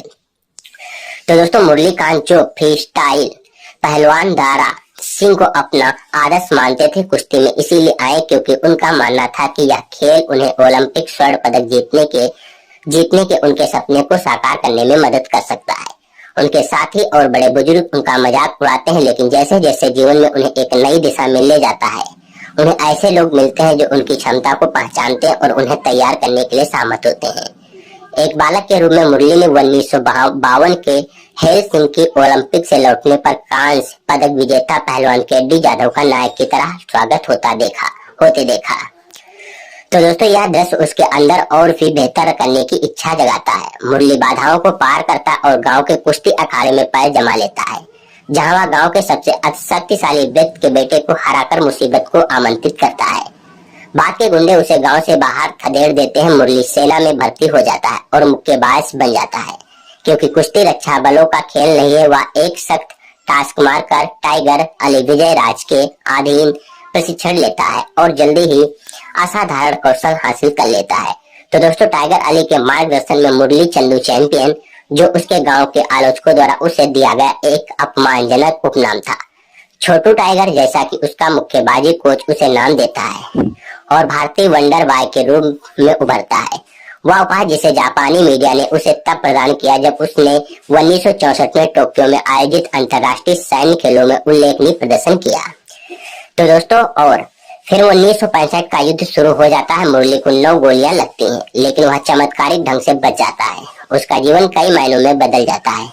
जब वह सेना के अस्पताल में भर्ती होता है, मेडिकल वार्ड में उसे एक नया दोस्त यानी पुखराज राजपाल यादव मिलता है और टाइगर अली फिर से उसका मार्गदर्शन करने के लिए लौटता है। यानी कार्तिक आर्यन ने अपनी उन्मुख मानसिकता वाले चरित्र को त्याग दिया और एक ऐसे किरदार में ढल गए जो अभिनेता से कई तरह की मांग करता है। आर्यन ने अपनी शारीरिक क्षमता के अनुसार इस किरदार को निभाया है और अपने करियर का सर्वश्रेष्ठ प्रदर्शन किया है। दोस्तों, Chandu champion one man show है, लेकिन विजय राज पर भरोसा करें कि वह सहायक भूमिका को उससे कहीं बढ़कर बना देंगे। जब वह स्क्रीन पर होते हैं तो कार्तिक आर्यन को उनके सामने झुकना पड़ता है, लेकिन फिल्म के बाकी हिस्सों में लीड एक्टर ही आगे रहते हैं। तो दोस्तों, चंदू चैंपियन जो बड़ी मुश्किलों का सामना करते हुए अभूतपूर्व जीत का जश्न मनाता है तो कई बाधाओं से निपटना पड़ता है। कुछ बाधाओं से लड़खड़ा जाता है, लेकिन बाकी बाधाओं को पार कर लेता है। तो दोस्तों, चंदू चैंपियन भले ही मिश्रित कहानी है, लेकिन यह कभी भी उत्साह वर्धक नहीं होती है। दोस्तों, इस वास्तविक जीवन की कहानी को बड़े कैनवास पर न रखकर कबीर खान ने इस कहानी की सूक्ष्मता को केंद्र में रखा जो काम करता है। तो दोस्तों, चंदू चैंपियन में एक संवाद है जिसमें एक पत्रकार कहता है यह एक ऐसी कहानी है जिस पर विश्वास करना मुश्किल है, लेकिन बताना जरूरी है, और यह एक पंक्ति इस दिल को छू लेने वाली कहानी का सार बताती है, जो एक गुमनाम और भुला दिए गए नायक की अनुकरणीय यात्रा का जश्न मनाती है। भारत के पहले पैरालंपिक स्वर्ण पदक विजेता यानी मुरलीकांत पेटकर के जीवन पर आधारित कबीर खान द्वारा निर्देशित यह बायोग्राफिकल स्पोर्ट्स ड्रामा मुरली की जीत और असफलताओं को समान जो है प्रभाव के साथ प्रस्तुत करता है। कार्तिक आर्यन के ट्रेनर ने चंदू चैंपियन के लिए अभिनेता के वर्कआउट प्लान का खुलासा किया। वह शुरुआत में एक भी पशु अप नहीं कर पाते थे, एक असाधारण एथलीट जो जीवन में आने वाली कठिनाइयों के आगे हार मानने आत्मसमर्पण करने से इनकार करता है। यानी मुरली का एक अंडरडॉग से चैंपियन बनने का सफर वास्तव में आपको प्रेरित करता है और आपको प्रभावित करता है। इस वास्तविक जीवन की कहानी को बड़े कैनवास पर न चढ़ाकर कबीर ने इस कहानी की सूक्ष्मता और सरलता को केंद्र में रखा है और यह काम करता है। मुझे पसंद आया कि कैसे उन्होंने अपनी कहानी में हास्य की एक उदार खुराक डाली है ताकि कहानी को इतना प्रासंगिक और हल्का फुल्का बनाया जा सके। आर्मी कैंप में प्रशिक्षण दृश्य देखे जहाँ जो है यहाँ समूह ओ गोरे गोरे बाके छोरे की लय पर मार्च कर रहा है और हवाई अड्डे पर वह दृश्य जब मुरली एक उड़ान पर चढ़ने से पहले डरता है और जब उड़ान आखिरकार उड़ान भरती है तो उसकी प्रतिक्रिया जो है फिल्म की शुरुआत वर्तमान समय में होती है, जिसमें एक बुजुर्ग मुरली यानी कार्तिक आर्यन पुलिस स्टेशन में बैठा हुआ कुछ पुलिसकर्मियों को अपने शानदार दिनों की कहानी सुना रहा है और उन्हें समझा रहा है कि 40 साल बाद वह सरकार से अर्जुन पुरस्कार पाने का हकदार क्यों है। यानी फ्लैशबैक दृश्यों की एक श्रृंखला के बाद वह अपने जीवन की कहानी सुनाता है, जिसमें वह एक जुनूनी किशोर था जो भारत के लिए ओलंपिक स्वर्ण पदक जीतने के लिए जुनूनी था। अपने युवा वर्षों में सेना में प्रशिक्षण लेता था और पेशेवर मुक्केबाजी सीखता था और भारत का वंडर बॉय के रूप में जाना जाता था। दोस्तों, भारत के वंडर बॉय के रूप में जाना जाता था। इसके बाद 1965 का कश्मीर युद्ध होता है, जिसमें मुरली अपने साथियों को बचाने की कोशिश में 9 गोलियां खाता है, फिर भी वह 2 साल तक जीवित रहने में सफल होता है और अंत में कमर से नीचे लकवाग्रस्त होने के बावजूद वापस जीवन में वापस आता है। जब वह जमीन पर नहीं चल सकता तो वह पानी को अपना खेल का मैदान बनाता या खोटा सिक्का किस तरह अपनी किस्मत बदलता है, यह हुक्म का इक्का बन जाता है। यही चंदू चैंपियन ने बताया है। दोस्तों, मुरली के व्यक्तित्व और आचरण को इतनी सहजता से आत्मसात करने और इसे एक ईमानदारी प्रदर्शन के साथ जीवन करने के लिए कार्तिक आर्यन को श्रेय दिया जाता है, जो ब्योरर के प्रति उनके समर्पण को दर्शाता है। सभी वर्कशॉप और प्रशिक्षण हर फ्रेम में झलकते हैं और इस भूमिका को निभाने के लिए उन्होंने जो शारीरिक परिवर्तन किया वह आपको कई जगहों पर चौंका देता है। खासकर कुश्ती और मुक्केबाजी के दृश्यों में कार्तिक आर्यन प्रदर्शन में संतुलन लाते हैं, जहां वह आपको अपनी कामिंग टाइमिंग से हंसाते हैं और भावनात्मक रूप से चार्ज किए गए दृश्यों में पूरी तरह से उतर जाते हैं। एक बूढ़े व्यक्ति के रूप में कार्तिक काफी भरोसेमंद लगते हैं और बॉडी लैंग्वेज को चुनने में अति नहीं करते हैं। कार्तिक में सरफेट लाने और भोले भाले और भोले और कच्चे प्यार का पंचनामा लड़के को चंदू चैंपियन जैसा चुनौतीपूर्ण काम करने के लिए प्रेरित करने का श्रेय कबीर को जाता है। तो दोस्तों मेरे लिए चंदू चैंपियन हंसता कैको है से लेकर मैं कर लूंगा तक के बीच घूमता है। यह आपको आम आदमी के बड़े सपने देखने की हिम्मत पर विश्वास दिलाता है और उन सभी नकारात्मक लोगों को चुप करा देता है जो उसका मजाक उड़ाते हैं और उसका मजाक उड़ाते हैं। जिस तरह से वह पलट कर कहता है, चंदू नहीं चैंपियन हूँ मैं। वह मुरली के आत्मविश्वास, रवैये और लचीलेपन के बारे में बहुत कुछ कहता है। कबीर सुमित अरोड़ा और सुदीप्तो सरकार द्वारा सह लिखित कहानी में कई जो है उच्च बिंदु है और यहाँ वहाँ कुछ कमियां हैं जिन्हें ईमानदारी से आप आसानी से अनदेखा कर सकते हैं, क्योंकि गैर रेखी कथा आपको बांधे रखती है। पटकथा बीच में थोड़ा आसमान लगती है, खासकर जो है जब एक सुपर आकर्षक पहली छमाही के बाद कहानी दूसरी छमाही में थोड़ी बहुत दोहराव वाली हो जाती है और गत को खो देती है। फिर भी कार्तिक अपनी जमीन पर टिके रहते हैं और बेहतरीन निर्देशन चीजों को जल्द ही पटरी पर ले आते हैं। तो दोस्तों कई बार स्पोर्ट्स ड्रामा थोड़ा उपदेशात्मक हो जाता है या बायोपिक के मामले में निर्माता नायक को एक अजय नायक के रूप में दिखाते हैं। चंदू चैंपियन में कबीर ऐसे किसी क्षेत्र में प्रवेश नहीं करता। वह हमें बस मुरली के संघर्ष, कठिनाइयों, दृढ़ विश्वास, समर्पण और कड़ी मेहनत के माध्यम से ले जाता है, जो उसे अपने परिवार के समर्थन और समाज से लगातार उपहास के बावजूद अपने लक्ष्य तक पहुंचने में मदद करता है। साथ ही संवादों के मामले में फिल्म में किसी भी तरह की दिखावटीता की महत्वाकांक्षा विकसित हो जाती है, जिसके लिए उनके सहपाठियों द्वारा उनका मजाक उड़ाया जाता है और उनके पिता भी उन्हें डांटते हैं। घटनाओं के कारण वह घर से भाग जाता है और भारतीय सेना कोर ऑफ एएमई में शामिल हो जाता है, जहां उसे एक मुक्केबाज के रूप में चुना जाता है और प्रशिक्षित किया जाता है। उसे टोक्यो में अंतरराष्ट्रीय सेवा खेल मीट 1964 में मुक्केबाजी में भारत का प्रतिनिधित्व करने के लिए चुना जाता है, जहां वह अच्छा प्रदर्शन करता है लेकिन अंतिम दौर में हार जाता है क्योंकि वह विचलित होता है और पर्याप्त ध्यान केंद्रित नहीं करता है। अपनी क्षमता के बावजूद हारने से निराश होकर उसके कोच टाइगर यानी अली ने उसे आगे प्रशिक्षित करने से मना कर दिया। दोस्तों 1965 यानी उनकी यूनिट 1965 के भारत पाकिस्तान युद्ध में शामिल है। इसमें उनके कैंप पर हवाई हमला होता है। वह गंभीर रूप से घायल हो जाता है। उसकी रीढ़ की हड्डी में गोली लगने से वह लकवाग्रस्त हो जाता है। उसे युद्ध में घायलों के लिए एक अस्पताल में भर्ती कराया जाता है, जहां अपनी हालात से निराश होकर या सोचकर कि वह कभी ओलंपिक स्वर्ण नहीं जीत सकता, वह जीवन से हार मान लेता है और आत्महत्या का प्रयास करता है। 1972 यानी उनके पूर्व कोच टाइगर अली उनसे मिलने अस्पताल आए और उन्हें पैरालंपिक में भाग लेने के लिए प्रेरित किया। उन्होंने कड़ी मेहनत की और 1972 के ग्रीष्मकालीन पैरालंपिक के लिए 50 मीटर फ्रीस्टाइल तैराकी स्पर्धा में अर्हता प्राप्त की। जब वह वहां थे, ओलंपिक पर फिलिस्तीनी आतंकवादी हमला हुआ, जिसके कारण पैरालंपिक को हेडलबर्ग में एक अलग स्थान पर स्थानांतरित कर दिया गया। दोस्तों नए स्थान पर वह कई हिट से आगे बढ़ने में सफल है और अंततः एक नया विश्व रिकॉर्ड बनाते हुए स्वर्ण पदक जीता। जब यह खबर उनके गांव पहुंची तो वह एक सेलिब्रिटी बन गए और गांव वालों ने उनका बहुत धूमधाम से स्वागत किया। 2017 हालांकि उनकी उपलब्धियों को वर्षों से भुला दिया गया है। पुलिस इंस्पेक्टर उनकी कहानी से प्रभावित है, लेकिन अभी भी इसकी प्रामाणिकता पर संदेह है। वह उनके बारे में एक लेख लिखने के लिए एक पत्रकार से संपर्क करता है। लेख पढ़ने के साथ साथ अर्जुन पुरस्कार के लिए पेटकर का आवेदन प्राप्त करने के बाद एक वरिष्ठ सरकारी अधिकारी उनसे मिलने आता है, जो उन्हें बताता है कि अर्जुन पुरस्कार उनकी उपलब्धियों के लिए बहुत छोटा पुरस्कार है और सरकार ने इसके बजाय उन्हें पद्मश्री देने का फैसला किया। 2018 यानी 20 मार्च को उन्हें भारत के राष्ट्रपति से पद्मश्री प्राप्त हुआ। अंत में जो है बताया गया कि मुरलीकांत पेटकर की प्रेरक कहानी जीवन में आने वाली सभी उतार चढ़ाव, सभी बाधाओं, हर मजाक को पार करते हुए सार्थक और करारा जवाब है, जिसमें मुरली का संवाद है, ए हंसता क्यों है। तो दोस्तों अगर इस मूवी की संगीत की बात करें तो संगीत जो है फिल्म का संगीत प्रीतम ने तैयार किया है, जबकि गीत अमिताभ भट्टाचार्य, आईपी सिंह और कौसर मुनीम ने लिखे हैं। सत्यानाश यानी शीर्षक वाला पहला एकल 24 मई 2024 को रिलीज किया गया था। दूसरा एकल तू है चैंपियन 30 मई 2024 को रिलीज किया गया था। सरफिरा यानी शीर्षक वाला तीसरा एकल 8 जून 2024 को रिलीज किया गया था।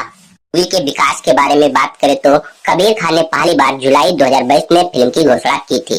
फिल्म की आधिकारिक घोषणा 4 जुलाई 2023 को साजिद नडियाडवाला द्वारा मोशन पोस्टर के साथ की गई थी, जिसका निर्देशन कबीर खान करेंगे और इसमें कार्तिक आर्यन मुख्य भूमिका में होंगे।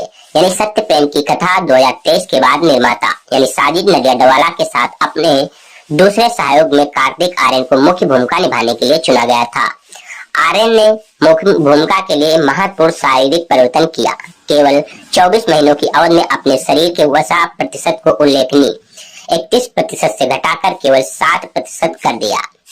दोस्तों, इस मूवी की फोटोग्राफी 12 जुलाई 2023 को लंदन में आयोजित मुहूर्त पूजा के साथ शुरू हुई, जहां पहला शेड्यूल भी पूरा हो गया था। दूसरा शेड्यूल 24 सितंबर 2023 को कश्मीर में शुरू हुआ।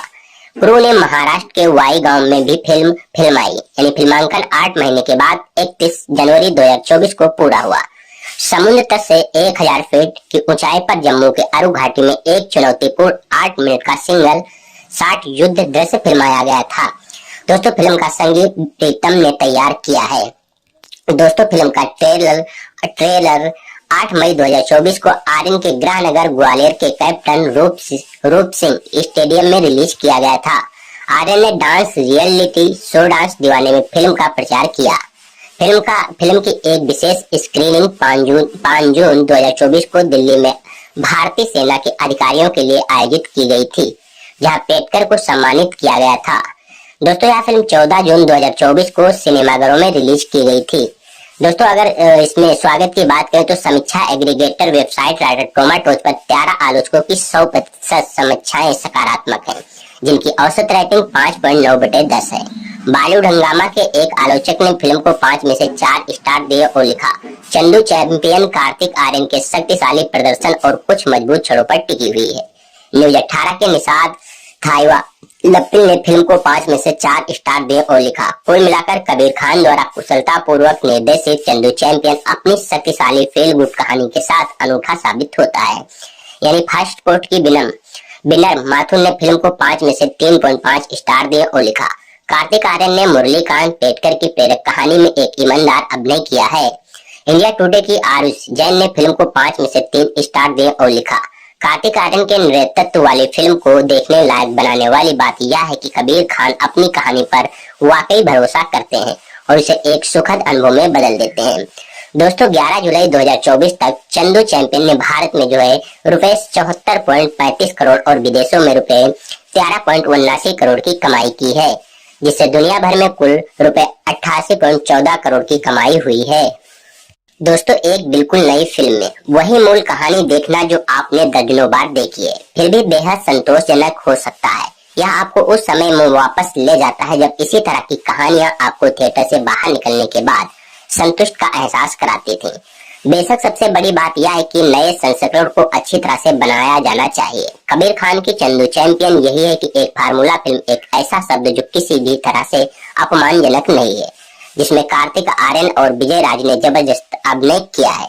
इसकी कहानी एक ऐसे अंडरडॉग एथलीट के बारे में है जिसे विश्व मंच पर मौका मिलता है, जिसे पहले भी सैकड़ों बार सुनाया जा चुका है।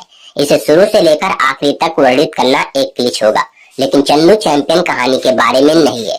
यह नायक के बारे में है। मुरलीकांत पेटकर एक युद्ध नायक से पैरालंपिक चैंपियन बने। एक ऐसा नाम है जिसे बहुत कम भारतीयों ने सुना होगा, जिनमें मैं भी शामिल हूँ। तो दोस्तों, ओलंपिक में व्यक्तिगत पदक जीतने वाले स्वतंत्र भारत के पहले एथलीट कैडी इन यादों से प्रेरित होकर एक युवा मुरली एक दिन अपने गले में ओलंपिक स्वर्ण पदक जीतने का सपना लेकर चलता है, लेकिन ऐसा सपना देखने के लिए उसका उपहास किया जाता है।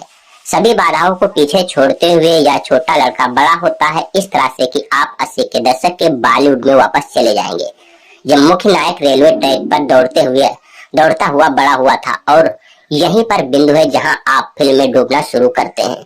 हाँ, वहां पहुंचने में थोड़ा समय लगता है। तो दोस्तों, खान अंडरडॉग स्पोर्ट्स फिल्म के सभी ट्रैप्स का अनुसरण करता है। एक एथलीट है जो किसी को भी गंभीरता से नहीं ले पाता है, यानी वह अपने खिलाफ भारी बाधाओं के साथ एक मुकाबले में आगे बढ़ता है, लेकिन फिर इसे एक वास्तविक लड़ाई बनाकर सभी को आश्चर्यचकित करता है। उसके सपनों को हकीकत में बदलने में समय लगता है, क्योंकि जल्दी जीतना नाटकीय रूप से संतोषजनक नहीं होगा। रास्ते में एथलीट के पास एक प्रशिक्षक और एक लड़की से विचलित करने वाला